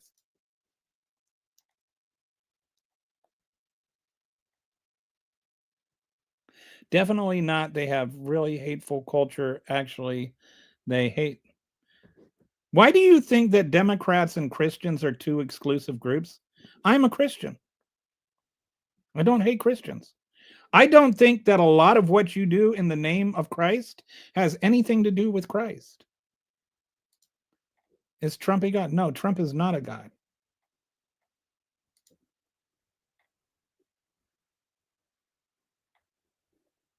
No, I don't have horses or. Oh, he's asking somebody else. Why does MAGA only care about fraud when it's someone non-white? Well, that's a good question. And we kind of miss like the whole thing that Donald Trump's business was also convicted of fraud and felony fraud. Not the civil trial with Bragg, the other trial where his CEO went to jail and he said, well, I didn't have anything to do with all that. He doesn't have anything to do with running his own business. He doesn't know anything about it, but you're going to vote him for president because he's such a business genius? Okay, either he runs his own business or he doesn't. Well, you know, I say it's great for MAGAs to have both the Constitution and the Bible in the same book because they never talk about both and they never read either. The country has been known for piracy. I don't know what that means. I am being straight from the farmers. Democrats are doxing them. I don't know what that means. I buy a quarter beef from a farmer. I love, it's grass fed, grass finished. No, Walsh did not let Somalis steal $1 billion. And they sent it. I mean, none of that is true. You are getting your information from a very, like, I don't know if it's like some weirdo, wacko Republican podcast.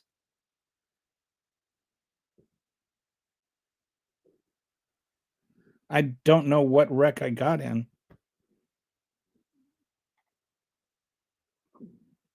Or I don't know what that means. Are you confusing me with somebody else?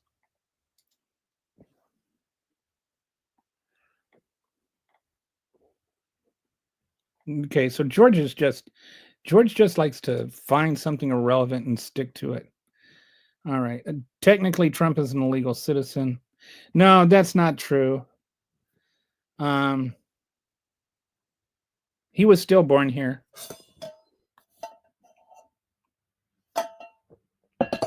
Because and even with Trump's birthright citizenship thing, he would still qualify because his dad was the citizen.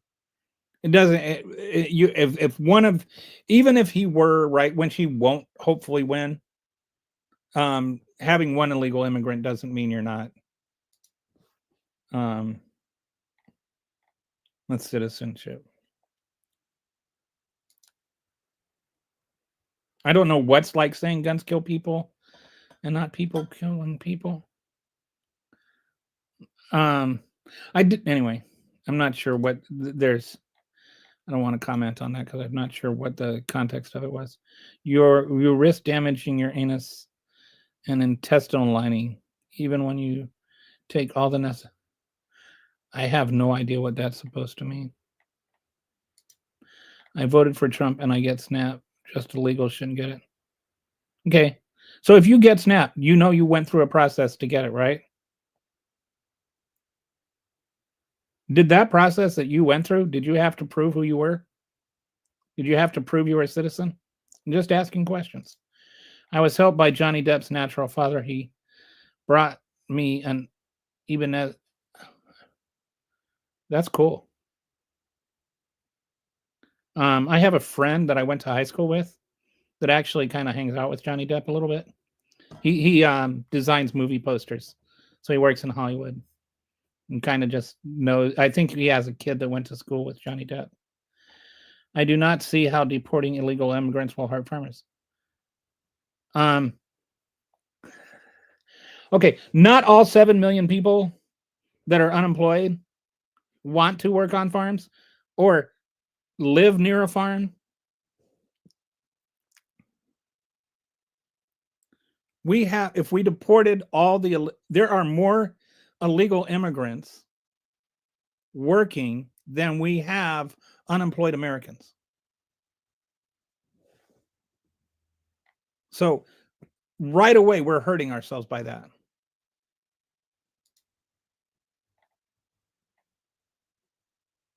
I need to jet. And I enjoyed the live. And good luck to you, Sir Kelly. Thank you. I don't know how to say your name, but enjoy your weekend. Do you think we can truly learn the golden rule while eating? I'm not a vegetarian. I understand why people are. I just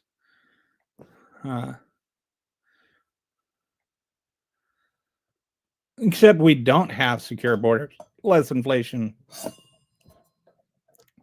and the only people we're deporting are the people that are helping the economy. And he didn't say anything about killing drug smugglers, so he didn't vote for that. He didn't run on that. I mean, and technically he didn't run on deporting non-criminals. He literally said the opposite of what he's doing. Okay, that's just George is getting weirder and weirder. Okay. Right, like most, and or even can. Or like if you live in New York City, you're not going to, and you're unemployed. What farm are you going to go work at? It's not like you can drive to Texas. Are you going to move to Texas to work on a farm for, anyway. Dems had farms kill hundreds of chickens.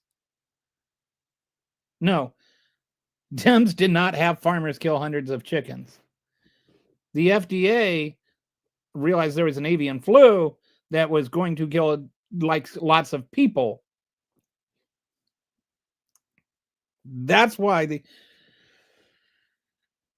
not everything. And the same thing happened with Trump. The same thing. I wasn't blaming Trump when egg prices went up, and I wasn't blaming Biden. Not everything is political.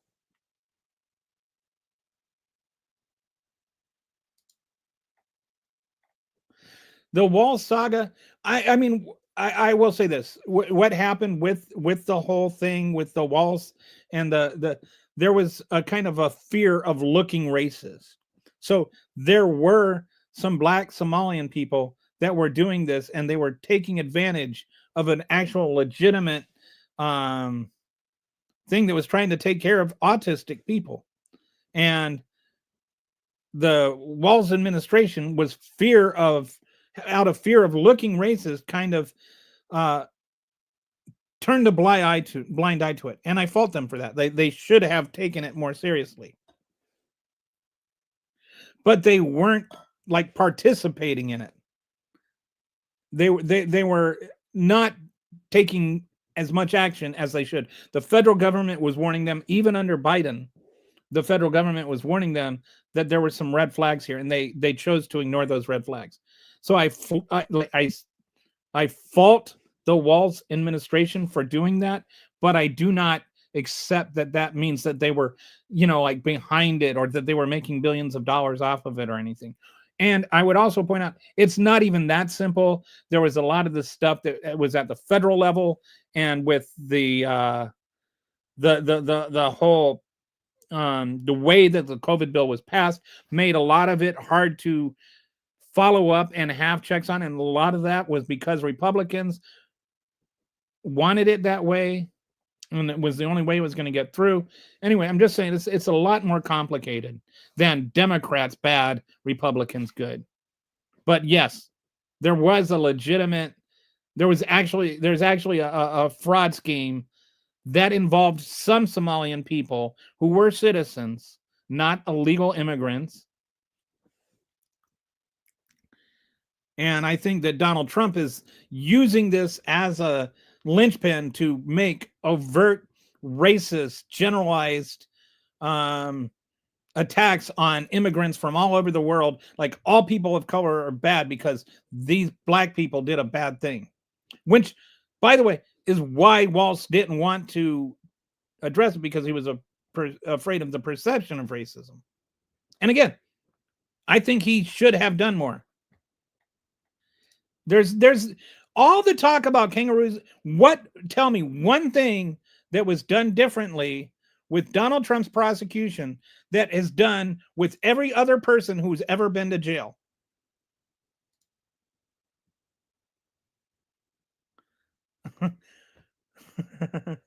Thank you. It doesn't matter what people want to do. It is about working for a living. So no, it's not about working for a living. It's about practically speaking, you can't go work on a farm if you don't live near a farm.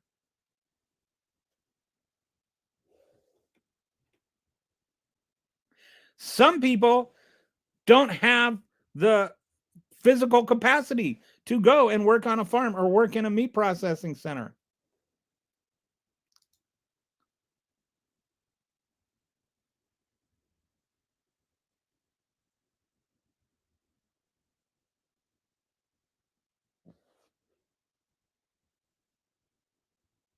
$80 pair is small.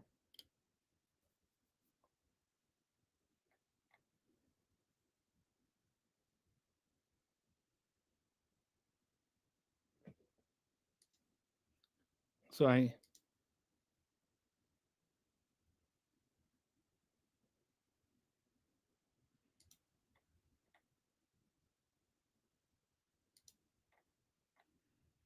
how do MAGA always say things were more expensive under Biden? I mean, literally things are more expensive under Trump.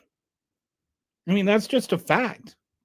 Inflation has gone up under Trump, and things were more expensive under Biden than under Trump. Things were more expensive under Trump than they were under Obama. Inflation has been going on for 100 years. I think, in the late 1800s, there was actually a period of deflation, a prolonged period of deflation where prices went down. But for the most part, inflation happens, and it means that the economy is growing. The question is how much inflation is happening and why. And there were a lot of reasons for the inflation under Biden. It wasn't, like Biden's inflation. There was the war in Ukraine caused gas prices to go up, because it caused the cost of crude oil to go up, because there wasn't as much oil coming out of Russia or the Ukraine. You had the global supply chains. You had that were shortage, and that caused inflation. There was the stimulus spending under Trump and under Biden, both of which had an impact on inflation. Then you had corporations that were raising prices because they could. Inflation actually caused more inflation. So there was a number of reasons. To just say Biden was president, therefore all inflation is his fault, is ridiculous. So yeah. And the price of beef now is significantly higher than it was under Biden. But this is one of those things where, well, partly it is more expensive because of Trump. The one thing where you can really assign blame for inflation on a president or the government is when they is tariffs. Tariffs is the one thing the president can do to make prices go up. Like actually where it's fair to blame him. Take your okay, so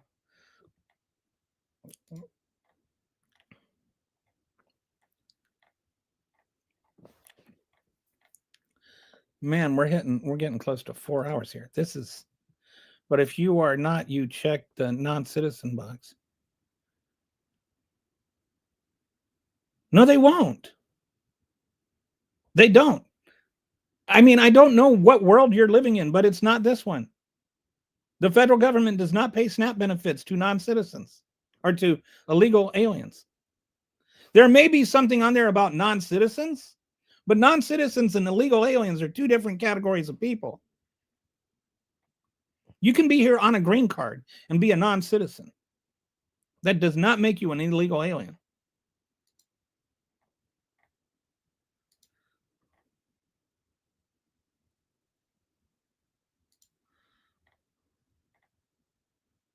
Okay. What are your thoughts on CAF not getting IDs for voting? Are you talking about California? I think that I've established this. Voting ID laws are pointless. They accomplish nothing. Again, like I said earlier in the podcast, there are 77 cases of non-citizens voting in the last 45 years. 77 convictions out of over 1.5 billion votes. There are 77 instances where non-citizens were voted, and not one of those would have been prevented by voter IDs. So my point, my argument is, I like what is the point of voter IDs if they're not preventing, people that shouldn't be voting from voting? It's to prevent people that could be voting from voting. They are not designed to keep illegal aliens from voting. They are designed to commit legal citizens from voting. About 15 to 20% of people that have a driver's license actually have an ID. It does not have their current name or their current address on it. So you look at who isn't going to have their current name on it. Primarily, it's going to be women who got married and haven't changed their ID yet. Who's not going to have their correct address on it? It's going to be college students, and it's going to be poor people that rent and have moved to a different apartment. Most of the people that have actual ID, but not a current ID with their current name and address on it, that would not be able to be used for voting. Most of those people, and by most, I'm not talking about like 98% or whatever. It's like 60%, 70% are from voting groups that vote Democrat. And so what this is designed to do is to shift elections that have a 1 or 2% margin.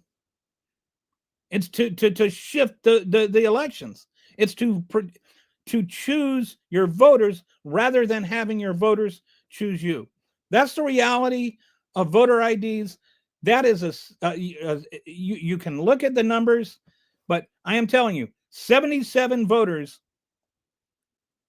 in 45 years out of 1.5 billion votes is not, to me, worth the expense that it costs. It does not cause a problem or create a problem. It doesn't solve a problem. I'm sorry. It creates a problem. I hope, you probably don't like my thoughts on that, but those are what they are. Why do people have some of the worst insults these days? I don't know. They must go to like some MAGA school of stupid insults or something. Veganism is the idea. Yeah, I know. My brother's a vegan. I don't have any problem with being a vegan. I just like meat. Sorry. You have to provide ID when you register.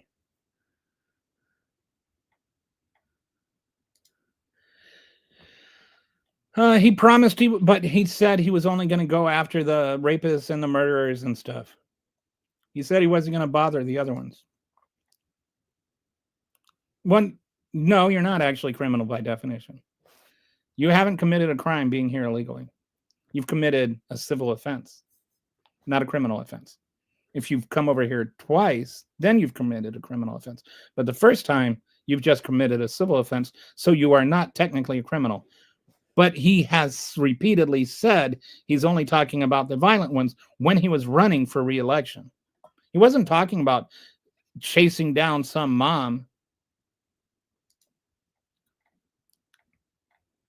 How many farms do you think are hiring in New York City?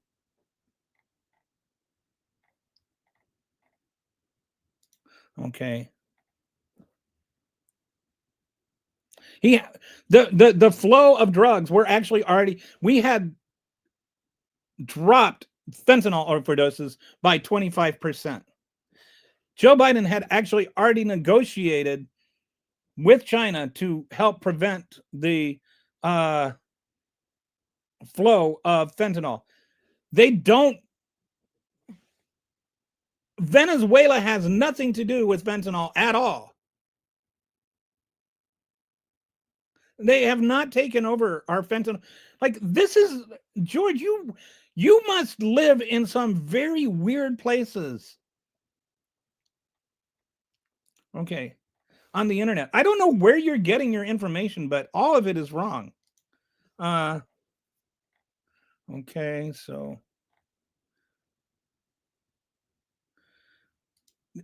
just Mad Rush just likes to.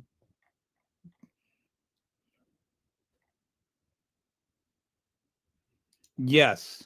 Inflation was because Joe Biden didn't tariff us enough. There have been a lot of things that showed a complete lack of understanding on this program today, but that one right there, that is the kicker. We had inflation because Joe Biden didn't impose tariffs. That is like, my goodness.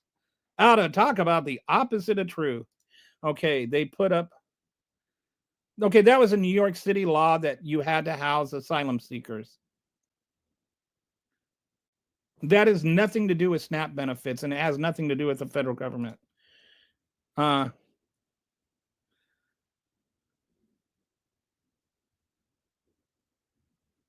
have no idea what that means. I don't even. The cost of living is lower in red states, but you know what? You make about 36% more money in blue states. The average income and the median income are much higher in blue states.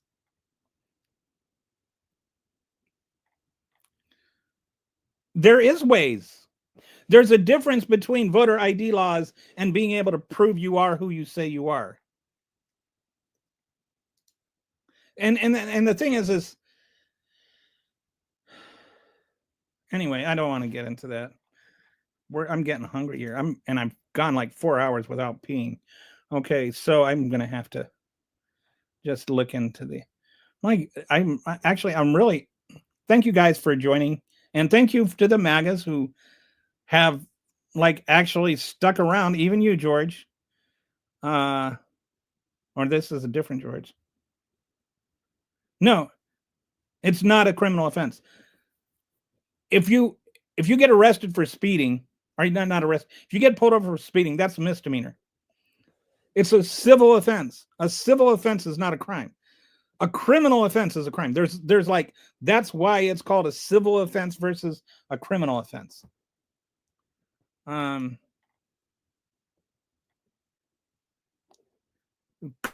border, BORD. There's no A in border. If you're going to call me stupid, learn the difference between a border with an A, which is somebody who pays for room and board, and a border, which is an imaginary line between two countries and has no A. At least spell your insults correctly. That's all I'm asking. Okay, China. Okay. Yes. Nobody is for fentanyl. Neither side is for fentanyl. Bombing drug boats in the Caribbean has nothing to do with fentanyl. Venezuela has nothing to do with fentanyl. Everybody is against fentanyl. There's not like a pro fentanyl lobby in Congress. There's not a fentanyl caucus in Congress. Nobody's sitting there going, yeah, more fentanyl. Everybody's against fentanyl. Why do Republicans have to act like anytime they say they're against something, that must mean that Democrats are for it? No, we're all against fentanyl. Joe Biden did things to lower fentanyl overdoses, which is why they got lower while he was president. They got 25%. Not just fentanyl overdoses, drug overdoses overall dropped 25%. They kept seizing fentanyl while Joe Biden was president. Every time they seized it, it was like, see, this is proof of open borders. Like somehow fentanyl being seized was proof of open borders. But as soon as Trump became president, fentanyl being seized was proof of the border being shut down. 90% of fentanyl is being smuggled over by American citizens.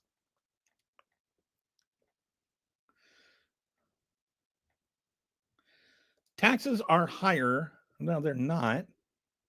Unless you count tariffs as a tax. Oh, you're talking about Texas uses property taxes instead of income tax, and they use sale taxes. So taxes are not higher or lower. They are different, and they are regressive instead of progressive. They tax poor people more and rich people less.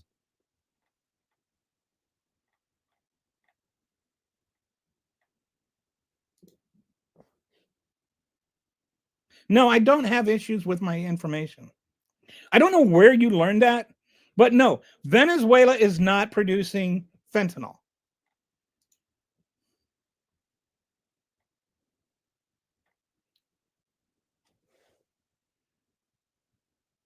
Well, that's a weird take.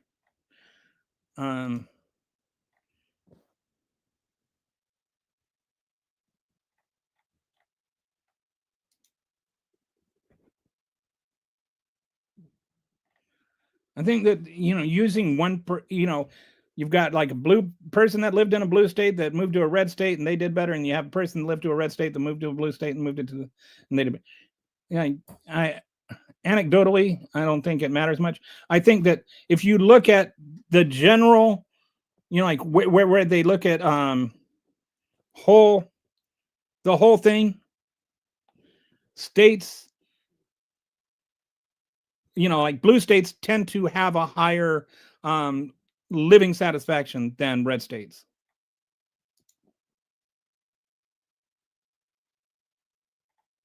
Yeah, tariffs are a tax. I mean, they're literally a tax. That's exactly what they are. They're a tax on importers that get passed on to shoppers. It's Homeland, one word, Todd. Security and the FBI declared No, they did not declare drug cartels terrorists. Marco Rubio did. And Marco Rubio did because Donald Trump said he did. And that does not mean they're actually terrorists. The FBI doesn't declare anybody a terrorist. And no, terrorism is not defined as anything that causes terror. This is like, Todd, at least do a basic Google search before you correct people with wrong things. Everything you said is wrong, like objectively wrong. Okay. Anyway. All right. So I just went over 4 hours. I really have to pee now. Thank you, everybody, for watching and for hanging out with me for this long. Thank you for commenting, both those of you who agreed with me and didn't agree with me. And I hope you have a wonderful weekend, and I will see you on Monday.